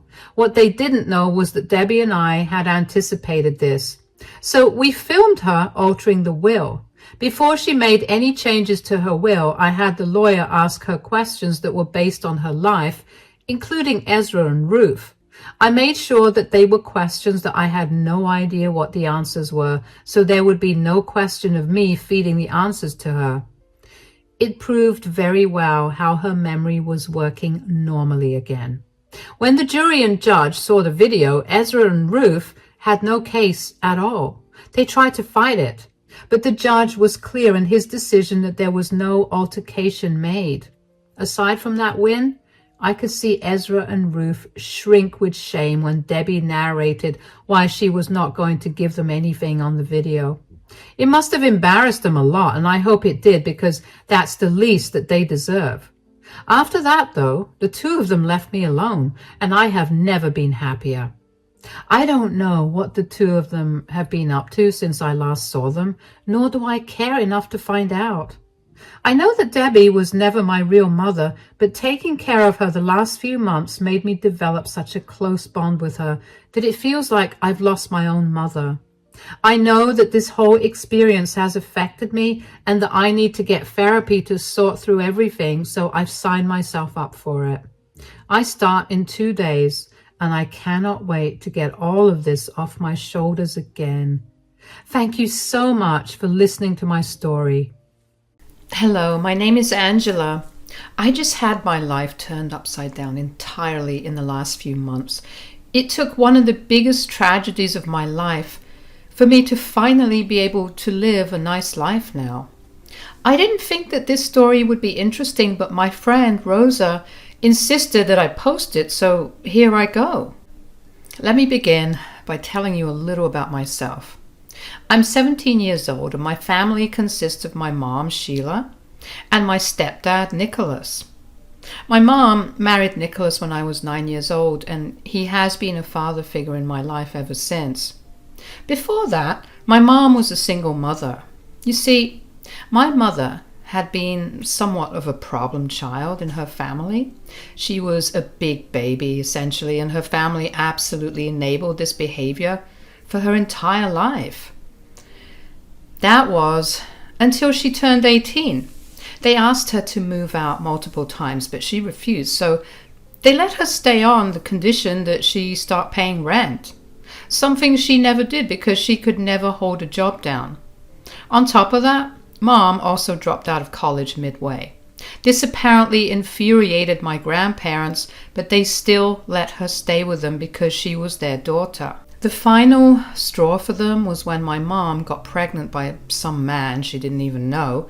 That guy was supposed to be a fling, but Mom ended up getting knocked up, and that guy wanted nothing to do with Mom or me. My grandparents were tired of my mom being irresponsible and of covering for her. They kicked her out, and she was left to fend for herself. She managed to find shelter in a women's home, and that was where she gave birth to me and raised me for the first few years of my life. The only reason I know so much is because as I was growing up, my mom would constantly complain about how crappy my grandparents were to me, thinking that I wouldn't remember what she said, but clearly I did, because they did have some impact on me. Anyway, Mom happened to meet my stepdad, Nicholas, at the diner that she was working at. The two of them felt a connection immediately. They dated for 2 years, and eventually Mom and I moved in with Dad. Dad and I developed a very close bond. He was truly my favorite person. One thing about Dad was that he was rich, so he absolutely spoiled me senselessly. Aside from the material gifts, Dad also spoiled me with love and affection. He made sure that I enjoyed my childhood to the fullest and that I knew that I was loved, something that my mom didn't really care to do. When I was 15, Dad was diagnosed with pancreatic cancer. The doctors discovered it just in time to start treatments, so Dad spent a good portion of the next 2 years getting chemotherapy and radiation, but his cancer only got worse. My entire world was crumbling in front of me, and every time I tried to find solace in Mom, she would scoff at me and leave me alone.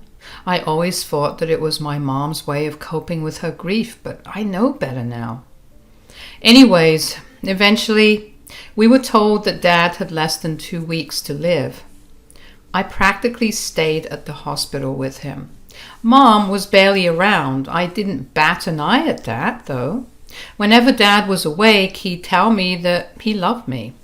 Finally, one day, when Mom was in the room with us, Dad told her that he loved her too, after telling me the same, before passing away. I was beyond devastated. I was an absolute mess. I couldn't breathe. I didn't let anyone in for the next few days because I wanted to be alone. We had a quiet funeral for Dad because he asked not to have anyone else there. I spent the next 3 days after his funeral holed up in my room. When I finally walked out of my room, I was greeted by the sight of balloons and streamers in the living room and my mom decorating the room. "What are you doing? What do you think I'm doing? Why are there balloons and streamers everywhere? Are you throwing a party? Duh. Today is a happy day." "What are you talking about? Are you seriously throwing a party just 3 days after Dad died?" "Oh, please, he wasn't your real dad. You don't have to be so sentimental about it." "What are you talking about? Of course he was my real dad. He was the only father figure I had in my life." "Oh, save me the sob story." "It's not a sob story. Are you really not sad that Dad passed away?" "God, no. I only married him because I needed the money." "You can't be serious." "I am. I mean, you would have seen how I absolutely didn't love him if you just stopped idolizing the man." "But he loved you." "Ugh, he was so boring. The only interesting thing about him was his money, and now it's all mine." "You are a cruel, cruel woman." "No, I am not the one that's cruel. Your stupid stepdad was the cruel one. Do you even know how many times I wanted to send you off to some school on another continent altogether?" "What?" "Yeah. The only reason I even kept you here with me is because Nicholas threatened to divorce me. And if he divorced me, then all the years I spent trying to get him and his money would have gone to waste." "Why did you want to send me away? What did I ever do to you?" "What did you do to me? I'll tell you what you did. You ruined my life. I have no family because I had to give birth to you. I had to struggle on the streets because I had an extra mouth to feed." "How is that my fault?" "I don't care. But this party is happening for 2 reasons. The first is that your father finally passed away and left me with all the money. And the second is that you're leaving this house." "Excuse me? What are you talking about? I'm not going anywhere." "Oh, yes, you are. I'm giving you 3 hours to get your things packed and to move out. My friends will be arriving by then. Get a move already." I tried to say something more, but my brain wouldn't cooperate with my mouth. I ended up just numbly going back to my room. I sat at the edge of my bed for a while and just stared at the wall because I didn't know if my mom was being serious about kicking me out or not. She was. She walked by my room and saw me sitting on my bed and told me that I was wasting my time packing. After she left, I finally broke down. I didn't know what to do or where to go. I was beginning to panic, so I called my best friend, Rosa. "Hey, Angie, what's up?" I need your help." "Whoa, what's going on? Is everything all right?" No, I need you to come over and help me pack my things up." "Pack your things up? What are you talking about? You know how I told you that I needed some space the past few days?" "Yeah.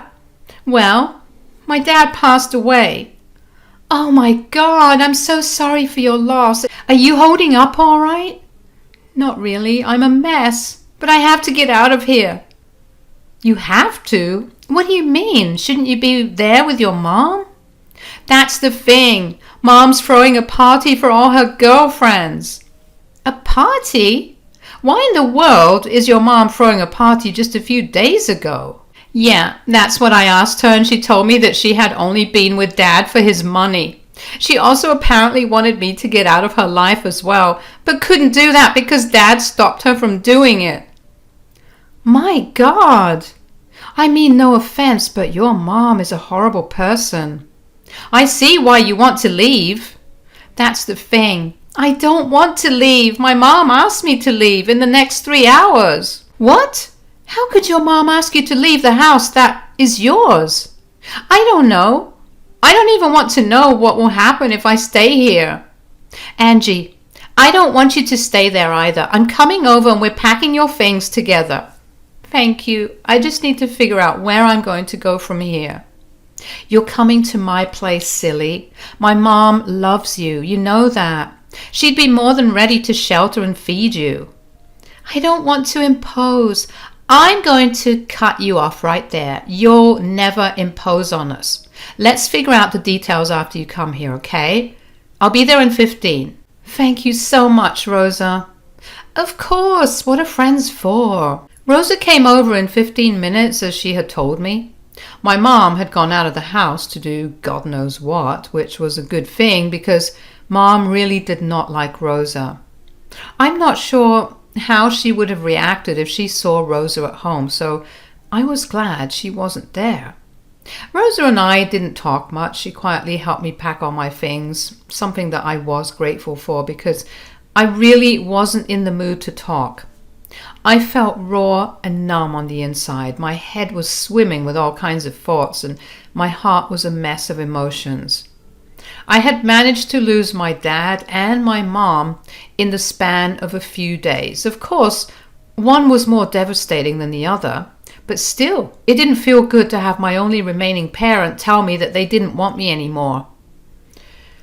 Rosa and I loaded up her car with all my things and we quietly drove to her place. We were greeted at the door by Rosa's mother, who always treated me like I was her own child. She always had room for me in her home. She too was a single mother, so she sympathized with me a little better even though I had a stepdad. And she understood the struggle that Mom and I had to go through before. Rosa and her mom were my extended family. And so I gratefully accepted the tight, long hug from Rosa's mom when she saw me. She told me to make myself comfortable in her home because her home was mine too.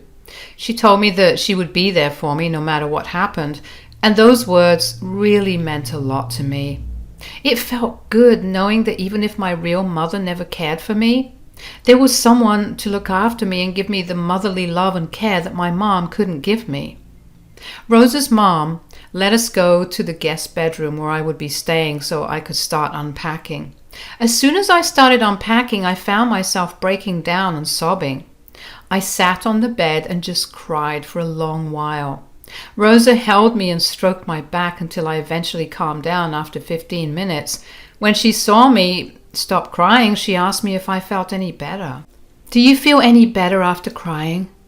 Kind of. Thank you so much for helping me out, Rosa.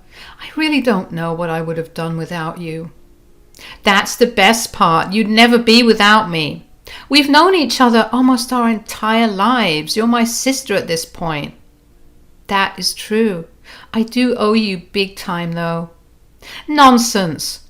Although, if there was one way you could repay me, it is by promising me that you'll find a way to get back at your mother, be it now or sometime in the future. But you have to do it. Oh, I promise you that I will do that. You have no idea how angry I am with her. I can't believe that she's such a horrible human being. Me neither. I mean, okay, I knew that she didn't like me, and I didn't like her very much either, but I never expected her to stoop so low. Yeah, I guess the more I look back at things, the more things start making sense. What do you mean? I mean, there was absolutely no reason for her to be so aloof about my life. Dad knew more about what was happening with me than her. Clearly, she just didn't want me there. But I just thought that she was distant because of all that she had to go through. I don't mean to intrude or make you feel like you aren't welcome here. But do you have any other family that you could reach out to regarding your mother? I mean, I know your mom's side isn't going to be of any help, but what about Nicholas's side? I actually don't know anyone on his side of the family. What? How come? Does he not have a family? He does. It's just that apparently his family cut him off. Why? I'm sorry, but he was quite literally the nicest man on this planet. Why in the world would his family want to cut him off? Well, they didn't like my mother. I can see why. Yeah, they always thought that she was only with him for his money, and they never shied from telling that to them in their face. My dad was naive and didn't want to believe a word they said, and my mom, well, she was not going to let his family influence him, so she made him stop talking to them. Whoa, did your mom tell you all this? No, I'm just piecing together what must have happened after seeing how my mom really is as a person. They told me things in a very watered down manner because, I was a child, but things are beginning to add up. Okay, but just because Nicholas cut off contact with his family, they shouldn't have stopped talking to him, or at least trying to. Dad told me that they didn't. They kept trying to talk to him, but Mom would get angry whenever she found out that he was talking to them. The final nail in the coffin was when they found out that Dad had married Mom. They didn't want to have anything to do with him after that. I have to say, that's a little cruel. Yeah, I agree. Do you think you could reach out to his family? Maybe they'd want to know about what your mom's doing. I don't know anything about them, so I don't even know where to begin with trying to contact them. Not to mention, what do you say to someone who was right about my mom being a gold digger? I don't think they'd want to help me out, especially since not only am I her daughter, but also because I'm not related to them in any way now. Yeah, you're right. All right, whatever it is, we'll get through this. We'll figure out a way to get back at your mom at some point. But for now, I want you to know that you're more than welcome to stay with us for however long you like. Mi casa es su casa, Again, thanks a lot. Maybe we could look at this as being our longest sleepover ever. I love that thought. Talking to Rosa made me feel a lot lighter. The heartbreak and hurt didn't go away, but it felt lighter because I had someone to share my feelings with. Rosa told her mom about my sleepover comment, and her mom took it seriously. She took us to the store where she purchased all the food we wanted so we could watch movies of our choice and just binge away our sadness. Rosa's mom even let us take the next day off so we could stay up all night and talk. She knew how much talking would help me deal with things, and she was as supportive as she could possibly have been. I was so grateful for her, really. She is an amazing woman. Anyways, Rosa and I talked a lot about my dad and his family, and my mom and her audacity. We concocted potential plans of revenge to take on my mom. All of them were very far-fetched, but we had fun in just making the plans. I began to feel better around the second day of my stay with Rosa and her mom. Of course, that changed when after school the next day, Mom called me. I contemplated not picking up the phone, but eventually gave in and picked it up. What do you want? I took out all my things. Angela, are you safe? I don't see why you're suddenly showing me care. What are you talking about? I'm your mother. I care for you. That is not what you said before you kicked me out and threw a party to celebrate Dad's death. How could you say such horrible things about your mother, and right after I suffered such a terrible loss? What are you even talking about? Are you crying? Of course I'm crying. I just lost my husband and my daughter ran away from home. Are you being threatened or something? Why are you spewing lies? Is someone there next to you? Your grandma is here to see you. My grandma? Yeah, your stepdad's mother. Whoa, why is she there? She wants to meet you. You need to come here immediately. I don't see why I need to get there immediately. Why don't you entertain her for a little while? Clearly you're acting in front of her and you have something to prove to her. Don't be smart with me right now. Come home right this instant. I'm a little busy right now, but I'll be there in an hour. If you don't come here within the next 15 minutes, I'm calling the police and having them escort you back home. Don't think that I don't know that you're staying with that no-good friend of yours. Rosa is a great friend to me, and even if she was no good, she's still a million times better than you. Please don't be so difficult. Your grandmother is waiting for you. Just come home, sweetie, please. For how my grandmother is bringing out this fear in you, I just might come home immediately. She's getting impatient, so you need to hurry up. Fine, I'll be there soon. I was beyond curious about what Dad's mom was like. She must have some sort of influence or intimidation at the very least, because that was the nicest that my mom had ever been to me. I told Rose about my dad's mom coming to visit, and she too was shocked at her arrival. Rosa told me that she dropped me off because she had a car, and I really didn't want to be alone with my thoughts on the walk to my house. During our short drive there, Rosa and I couldn't help but talk about how weird it was that my dad's family showed up just 2 days after we discussed contacting them. We joked around that the cosmos must have heard us and sent Dad's mom a message to visit me and help. While it was nice to joke, I was still beyond nervous to meet my grandmother. Rosa wished me the best of luck when we reached my place. When I entered the house, my mom was sitting with an older lady who was my grandmother. She looked nothing like what I pictured her to look like. She looked kinder and just like Dad, which broke my heart and comforted me at the same time. My mom came over to me to give me a hug when I walked into the house. "Oh, there's my angel. Harriet, this is my daughter Angela." "Hello." "My God, Nicholas was right. You are a pretty girl." "Oh, thanks." Although Dad did love to flatter me when I was growing up, even when I looked like I was dragged through a field while I was sick, he'd tell me that I was a pretty girl. Well, she can thank her mother for those looks. I'd say that the gratefulness she has for you should only go as far as that. Oh, okay, but what do you mean? What I mean is, I know all about what you've been doing, Sheila. What are you talking about? Before I tell you about that, I do want to extend my condolences to you. Angela, I'm sorry that I never got to meet you before, but I know that you were very loved by my son. I'm sorry it took me so long to come here and meet you, but I had some things to take care of. You have nothing to be sorry for. I mean, you must have been an amazing mother, because Dad always spoke so nicely of you and always told me that you were an inspiration to him. I know that you've been hurting as well, so there's no need to apologize. You know, I wish more than anything that I hadn't cut off contact with my son for so long. I'm just grateful that he came to his senses towards the end of his life and reached out to his family. What do you mean? He had us help him write his will, and he's left everything to you, Angela, even his house. However, you'll only get it when you turn 18, so until then, I'll be in charge of your inheritance. What? What do you mean? Why am I not in charge of her inheritance?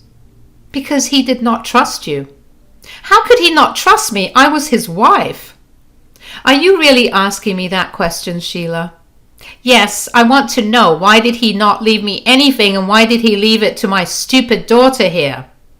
First of all, I will not tolerate you calling your daughter stupid in front of me. Secondly, Nicholas found out about your affairs and your stealing. Affairs? Stealing? What are you talking about? Mom, what is she saying? I have no idea, sweetie. You have no idea. Don't lie. Nicholas noticed a long time ago how a lot of his money began to go missing. All it took was one look into your cupboard to find all the money you stole, except that wasn't all the money. A huge portion of it was missing. So he downloaded an app on your phone that allowed him to track where you were and see what you were doing on it. That's when he found out that you were cheating on him with multiple men. And you were using his money to pay for hotels and dates. Mom? How could you? I've been arranging to have your mother arrested these past few days, and the police should be here soon. I can't get arrested. Please, I'm sorry. You made my son's life miserable. He only stayed because he knew that you would not treat Angela well, and he loved her like she was his daughter. He told me to make sure that you paid for what you did to him and what he was sure you would do to Angela after he was gone. And as his mother, I'm making sure it happens. Right then, the police arrived and parked in front of our house. They walked up to us, and Harriet, who insisted I call her Nana, greeted them and told them who Sheila was. They took her to the station and Mom was sobbing. She kept trying to negotiate with Nana, but Nana was having none of it. I was still reeling from everything that I just found out. Nana took me into the house and let me process everything. I couldn't believe that my mom would have the audacity to cheat on my angel of a dad, even though I was a little girl. I always noticed how much he had done for her. He always went above and beyond to make her happy, and that never stopped until his dying breath. I mean, even his last words to her were, "I love you." The nerve of Mom to cheat on him. Nana also told me that Mom continued to cheat on Dad while he was at the hospital getting his treatment. I already knew that my mother was a terrible person, but every time that I thought that she couldn't have done something worse than she had already done, she proved me wrong.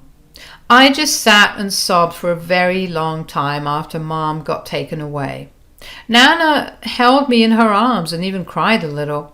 She apologized over and over again for taking so long to get to me and for letting me be homeless for the last 2 days. I told her all about my friend Rosa, and Nana promised me that we'd go over later on and thank them personally. Once I'd calmed down, Nana took me to meet Rosa again, and I told her everything that I had found out, and she was just as shocked and disgusted as I was. She did cry out of happiness for me, though, because I was finally going to have a family to rely on, and that my mom got what she deserved. After that, things started to look up for me. Nana asked me if I wanted to move back to where she lived or if I wanted to continue living in my home. I wanted to be in my home because that's where all my memories of Dad lived. Nana was understanding of that and had the family nanny live with me as a guardian. Nana couldn't live with me because she had to work with Grandpa, but they were loaded enough to have a family nanny. So I was more than taken care of at home, and the nanny and I quickly became good friends. Nana busied herself with the legal aspects of Mom's trial. Nana hired the best lawyer to represent her. Dad had apparently compiled all the evidence of Mom's affair and theft and sent them to Nana immediately. The trial wasn't very long because of the huge amounts of evidence against Mom. In the end, Mom was found guilty of theft and was ordered to repay everything that she had stolen, along with a fine, and she was sentenced to 2 months in jail. According to Nana, Mom was a mess during the entire trial. At the end of it, after she got her sentence, she broke down in sobs and kept yelling profanities at Nana and at my dad for ruining her life. That only made my blood boil more, and I was beyond happy that Mom was finally facing the consequences of her actions. I did want to know more about Dad after that, though, and Nana was more than ready to answer any and all questions I had. Of course, the first question I asked her was why she did not talk to Dad for so long. Nana pretty much confirmed what I had thought had happened. My mom was the one who got Dad to stop talking to them, and they tried for months to get him to come to his senses. Eventually, they cut him off because they'd hoped that by cutting off his wealth, Mom would leave him. But Dad had already made enough success for himself, so he was rich on his own. Dad only got back in contact with Nana and Grandpa when he got diagnosed with cancer. They apparently never rehashed the past initially and only did it when Dad began to get suspicious of Mom. He confided in them and they helped him catch her. He learned to be as discreet as possible, and his only concern was me during the entire time. He wanted to make sure that I wouldn't suffer for my mom's actions. Nana and Grandpa learned a lot about me then and wanted to meet me, but Dad didn't want that to happen in case Mom caught wind of Dad's plan. I will admit I cried a lot when Nana told me everything. It felt great to know just how much Dad loved me. And now my only mission is to live a life that he would be proud of. I may have lost my mom and dad, but I still gained a new family, and I couldn't be more grateful. Hello there, I'm Violet, your today's storyteller. I'm actually an older woman and not young like most of the people who have shared their stories here. Actually, my story is more like my daughter's story, but she told me to go ahead and post it from my perspective. I think she doesn't feel ready to share her own perspective, and I hope she finally finds the courage to share her own story by herself. Till then, you can find out what happened through me. I was a single mom to my daughter June. Her father passed away when she was 3 years old, and since then it has always been me and my daughter. She is an amazing young woman, and I am really proud of raising a kind and compassionate girl like her. But I was always sad that she wasn't very lucky in love. After going through numerous heartbreaks, she ended up marrying Liam. Now, since the first day we met, I always had a bad feeling about Liam. One day I actually sat down with my daughter and said, "I see that you have decided to marry Liam after all. But I don't know, June, is he really the one?" "Yes, Mom, he is really the one. I'm so happy to be marrying a man like him. He is so much more clever and works harder than me. Sometimes I think he's out of my league." "That is some nonsense, June. Anyone would be happy to have you. Liam has been making you this way." "June, I see that he has been taking away your self-confidence. He demeans you and belittles you all the time, you know." "That's just who he is, Mom. It is true that he always got better grades than me and has a better job. I'm a little dumb, but he always knows what's right. He just wants me to do better, that's it." It was then I knew that Liam was a master manipulator. I had been approached by June's friends who were worried that Liam was a controlling man and did what he wanted. Liam actually stopped many of her friends from contacting her once they stood up against him for his nasty attitude. I was seriously worried about my daughter and wanted to help, but my daughter was too far gone for me to do anything. I didn't want to confront Liam or do something drastic because I didn't want to risk getting cut off from my daughter. My best option was to stay connected so that I could swoop in when things got tough. To my surprise, my daughter seemed to be very happy after marriage.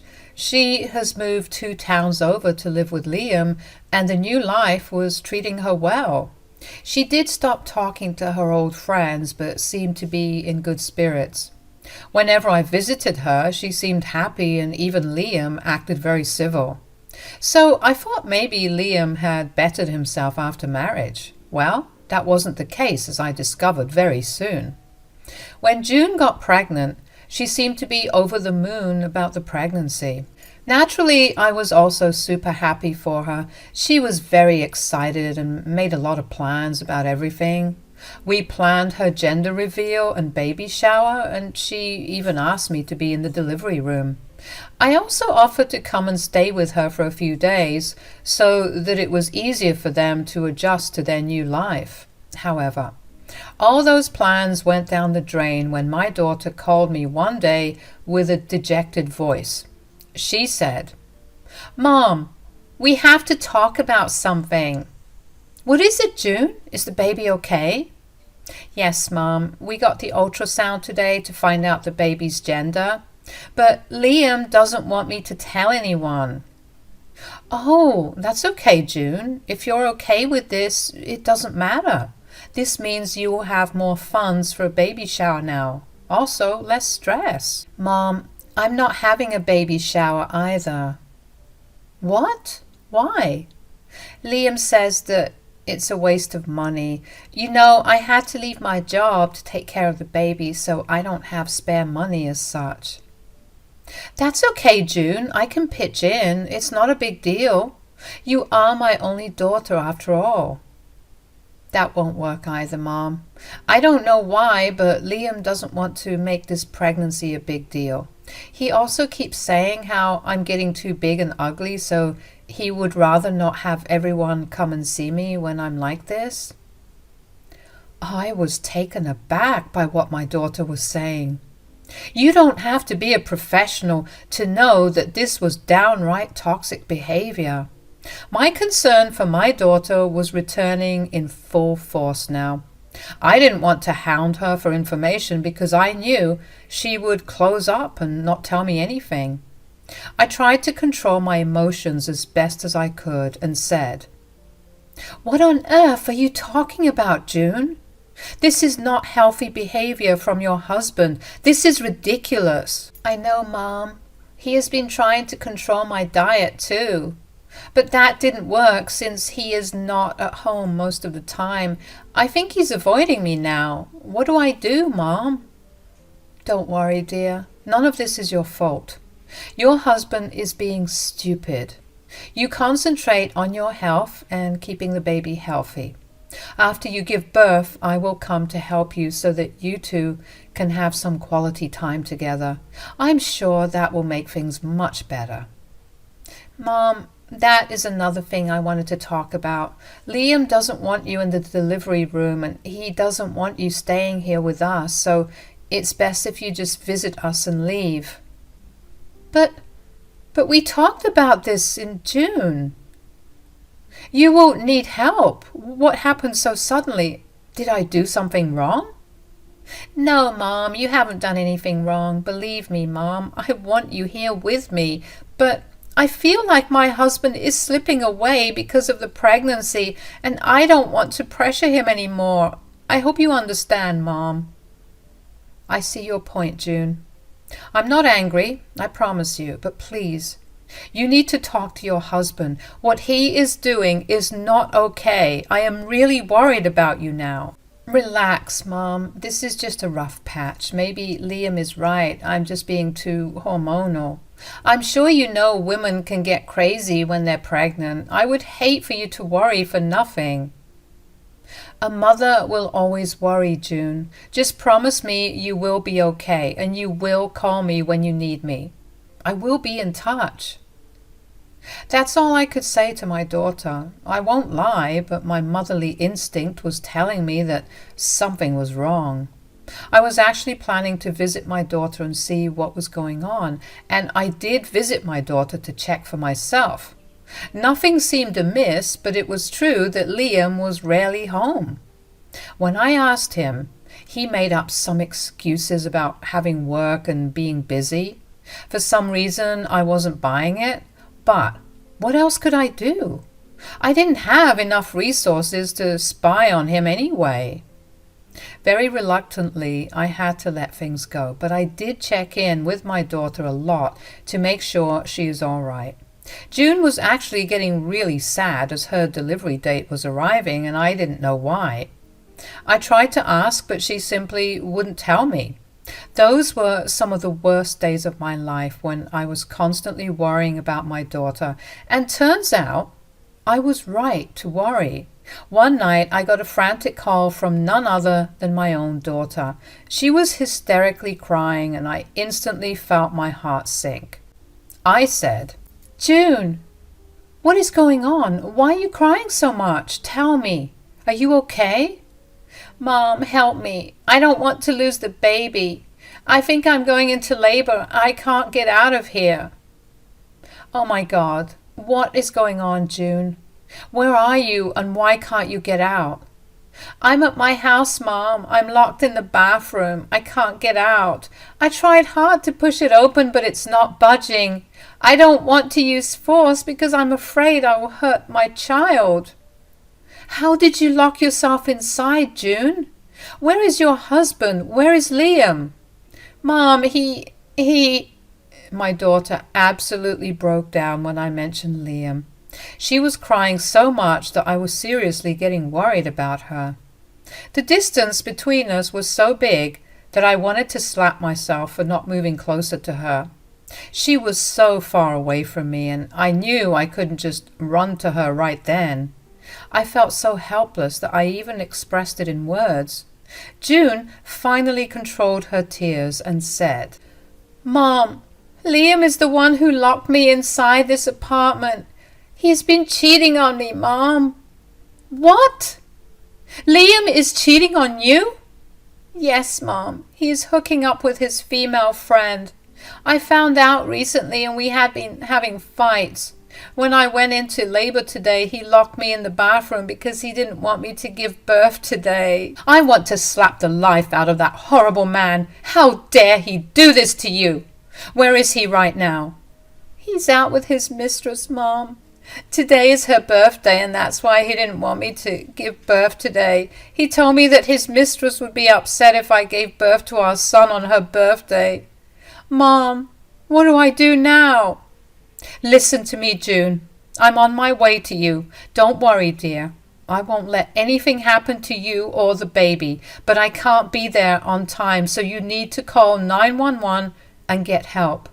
I didn't want to hang up on my daughter, but I knew that I had to make some other phone calls.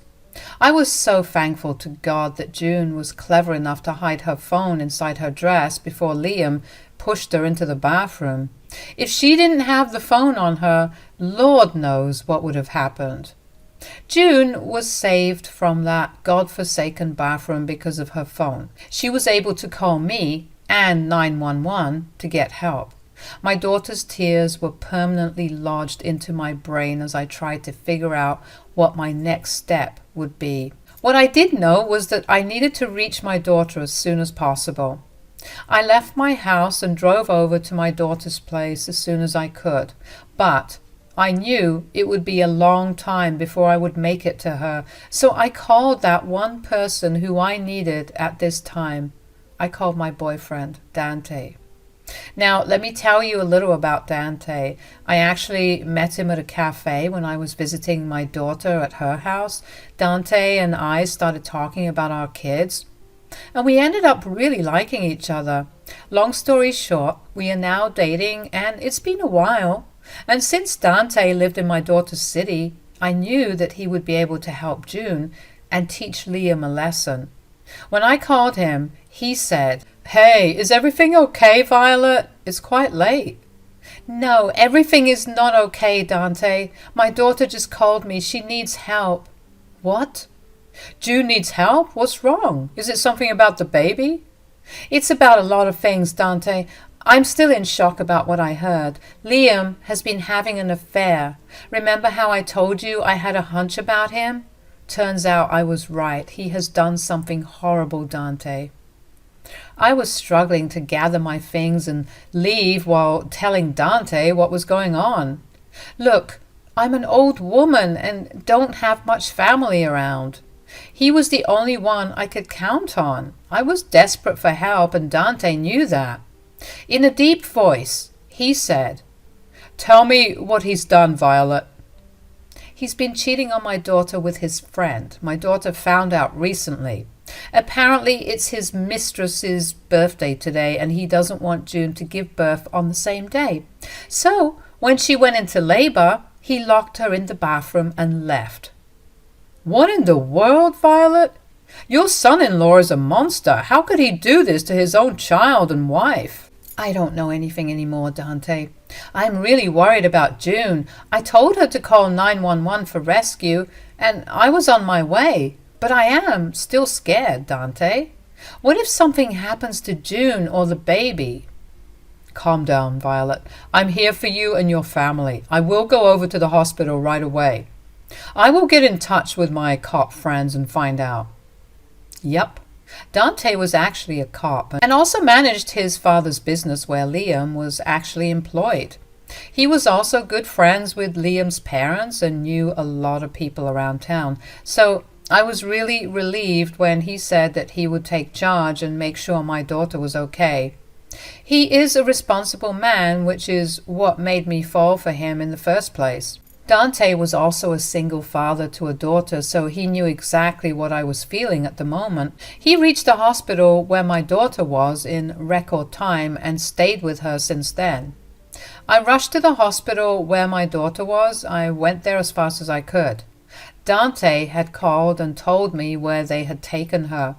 I was lucky that I got to the hospital just in time to witness the birth of my granddaughter. I was so excited to be with June when she gave birth. That was the only good outcome of this entire fiasco. I did my best to make sure my daughter was comfortable after the storm she went through. I was also super happy to finally hold my granddaughter, who is the most beautiful baby in the world. She had eyes just like my daughter, and I was thanking our lucky stars that the baby didn't have that monster Liam's eyes. Not that it would make me love my granddaughter any less. After my daughter had the baby, she was sent to a private room at my insistence. Liam was still nowhere to be found and hadn't even called. When June was resting with the baby, she looked very sad. She was actually crying silently as Dante and I sat with her. She hadn't been able to contact Liam's parents because of everything, so it was only Dante and I with my daughter. Seeing my daughter in such a vulnerable condition absolutely broke my heart. June was crying and said, "I'm so sorry, Mom. I should have listened to you in the past. I stayed with my husband because I stupidly thought he loved me. All this while he was cheating on me and didn't even care about our child." "No, June, don't say that. You had no way to know things would escalate like this. There is no use blaming yourself. Liam had been manipulating you all this while. You are a victim." But I could have done something, Mom. Instead, I just stood there silently while he ruined my life. I should have stood up for myself when he demanded that you shouldn't be in the delivery room and couldn't even come to stay with me. He was slowly isolating me from everyone while having the time of his life. It's okay, June. Sometimes we end up making mistakes. It's not completely your fault either. As I said, Liam was manipulating you. I'm so glad I was able to call you, Mom. Dante, I also have to thank you for coming here as fast as you could. You were really of big help before my mom came to me. It's not a big deal, June. You are like family now. But I do have a question for you, dear. What do you want to do about Liam?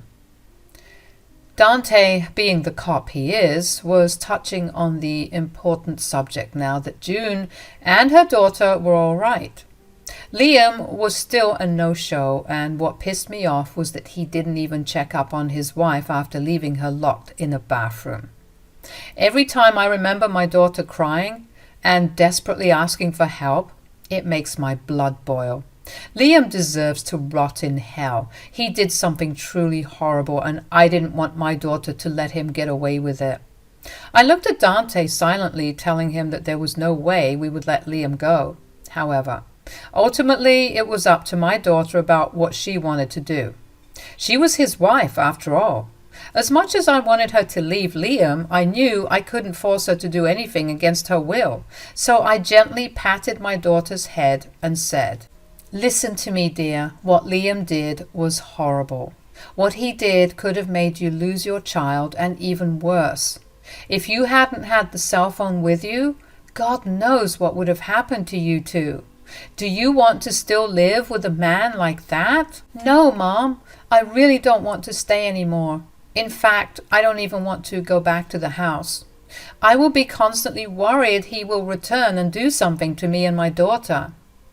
"You don't have to worry about that, June. I will make sure Liam doesn't bother you. All you have to do is say the word. He is going to pay for what he did." "My marriage is over. I know that much. There is no way I would ever get back with Liam. I would have tried for my daughter, but Liam has proven that he doesn't even care about her, Mom. I'm done with Liam. I don't know what to do, though. I'm pretty exhausted." "It's all right, June. I understand that you are tired. Plus, you need to focus on your child now. So you look after your daughter while I will look after mine. I'm here for you, June. I promise I will make him pay." I knew what I had to do. When June finally fell asleep, I talked to Dante and came up with a plan. Liam was going down, and he had no idea what was coming for him. Dante's cop friends were already at the hospital waiting to take a statement from my daughter. Since Dante was off duty, he couldn't really do this professionally, but he sure as heck was going to deal with this as family.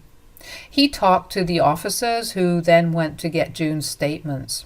Then I told him to go ahead and make the call to Liam. Dante was going to call Liam so that I could hear the fear in his voice as he realized that his life would soon fall apart. I wanted him to feel at least a fraction of what my daughter felt when she was locked in the bathroom. So Dante gave Liam a call, which he picked up at the last ring. He said, "Who is this, and why are you bothering me so late at night?" "This is Dante. I'm sure you know who I am." "Oh, hi Dante, what's up?" "Care to explain why you locked your wife in the bathroom as she went into labor?" "What? I don't know what you're talking about, Dante." "You don't know what I'm talking about? Then explain to me why I found June locked up in the bathroom and you were nowhere to be found." "Look, man, she must have somehow locked herself in the bathroom and is now blaming it on me to save face. She can be very stupid sometimes." That's when the rage blew off the top of my head. He had the audacity to call my daughter stupid and pin the blame on her. This monster deserved to be slapped across the face. I was so angry that I didn't keep quiet anymore. I said, "How dare you call my daughter stupid and pin all the blame on her? My daughter was only stupid enough to love you and be with you. That's all she is responsible for. You were the one who locked my daughter in the bathroom so that she can't give birth today. All this just because you didn't want your child to be born on the same day as your mistress." "These are all lies. You and your stupid daughter are making up stories to defame me. I always knew you two were unhinged." "Listen here, Liam. You will not insult my girlfriend and her daughter like that. I will not allow it. We have plenty of proof about what you did, and it can be classified as abuse." "That's impossible. I didn't do anything. You have to believe me." "Yeah, keep trying to protect yourself, Liam. It won't work. My daughter has recorded what you told her through the bathroom door. She isn't stupid like you said, Liam." Liam went absolutely quiet when he heard what I said. My daughter had already shown me the video where Liam was screaming from the other side of the door. My daughter was begging for Liam to let her out, while Liam was insulting her and demeaning her. It also showed very clearly that Liam had intentionally locked June in the bathroom. That video was super painful to watch, but I did it anyway. My daughter lived through that, and the least I could do was to understand her pain. The video made me and Dante even angrier than before. Liam was now full-on stammering because he knew he was caught. He said, "Okay, look, I know I messed up. It's not a big deal. You know what? I'll go home right now and unlock the door. It's not even a big deal." "It's not a big deal? You could have killed your child and wife, Liam. In this entire conversation, you didn't even ask about them, even once. I didn't make this phone call to you to scold you, Liam. I called you to tell you what is waiting for you today and for the days to come." What do you mean?" "We are filing a police report against you, Liam. You will be arrested and put into jail for abusing your wife and unborn child. I have the best cops on my team working on this case, and I'm going to make sure this whole town knows what you did. I already told your parents everything, so don't bother twisting my words. I will have the local newspaper print the story too, so that everyone knows what a monster you are." No, listen to me. Don't do this, please. I'm sorry." "There is no use begging any more, Liam. You better hold your mistress tight tonight, because from tomorrow, both your lives will be hell." Those were the last words I said to Liam before hanging off on him. I was raging mad and was going to let Dante do exactly what he had planned. Together, we were going to ruin Liam so that he knew he messed up with the wrong person. I was also going to destroy his mistress, who thought it would be a good idea to have an affair with a married man who was about to have a child. Both of them were going down.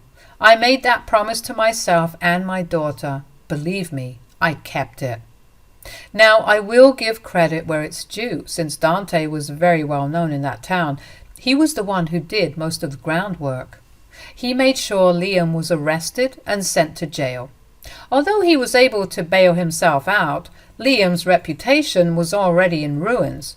His own parents had decided to disown him, and the same happened with his mistress as well. Since word had already spread around, thanks to Dante, their family members were trying to save face by disowning their evil children. I should also note that Liam's parents are actually good people who came to visit my daughter and promised to be on her side. They were appalled by what Liam did and even told his other siblings what happened. His siblings had the same reaction and also ended up making contact with Liam. We could have gone for Liam's job as well, but we didn't. June was preparing for a divorce and had Liam served within a week. We were working with a good lawyer who assured us that we would take Liam to the cleaners. We wanted Liam to have his job so that he could pay alimony and child support. June also got full custody due to Liam's police case and abusive behavior. My daughter is actually doing a lot better now that she has adequate support. She actually moved into Dante's house, and we have all been living together for some time. Dante's daughter came to visit and helped us out by spreading the word to her friends, who happened to be Liam's friends too. It was glorious to see Liam lose support from all sides. After the divorce papers were served, Liam came to Dante's house begging for mercy and forgiveness. I let my daughter deal with him because I wanted her to get her own revenge and closure. I silently stood by her as she faced Liam. Liam was on his knees crying for forgiveness, saying, "I'm so sorry, June. Please don't leave me. Please don't take my daughter away." "What daughter are you talking about, Liam? The one you almost killed so that your mistress doesn't get upset for sharing her birthday with my baby?" "I made a huge mistake, June. I swear this was the only time I strayed. I will never do this again. I love you and love our child." "Don't make me laugh, Liam. You never loved me. You don't get to come here and beg for mercy after you almost killed both of us. We are done, Liam. You can go back to your mistress and have a dream life with her." "We have already ended things, June. Believe me, I never loved her. It was just—" "Spare me the details, Liam. I never wanted to know that anyway. It doesn't matter how many times you strayed or if you have ended things with her. What matters is that you cheated and left your wife and daughter in a vulnerable state. I will never forgive you for that. You deserve what is happening to you, and I promise to do my part and take you to the cleaners. Your cheating and abusive behavior will cost you, Liam. Just wait and watch." I was so proud of my daughter for standing up for herself. She didn't even need me anymore. She was strong enough to face her abuser and tell him to get lost from her life. She was in mother bear mode and wasn't going to allow a horrible man like Liam near her innocent daughter. I was so happy to see her take control of her life. Liam stayed in the front, groveling and begging for forgiveness. After a while, Dante came home and scared him away. As I wrote this, June's divorce is already finalized. She got the house, alimony and child support from Liam. Liam was given a nice lecture by the judge, who was furious about what he had done. Liam was a crying mess in court as no one came to support him. His own parents and siblings came but sat with June to show their support for her. That day, Liam realized that he had finally lost it all. His mistake did cost him. I'm just happy my daughter and grandchild are doing great. Dante and I are actually getting married soon since he proposed. I never went back home. I'm now staying at Dante's house with our daughters and grandchild because this has become my home.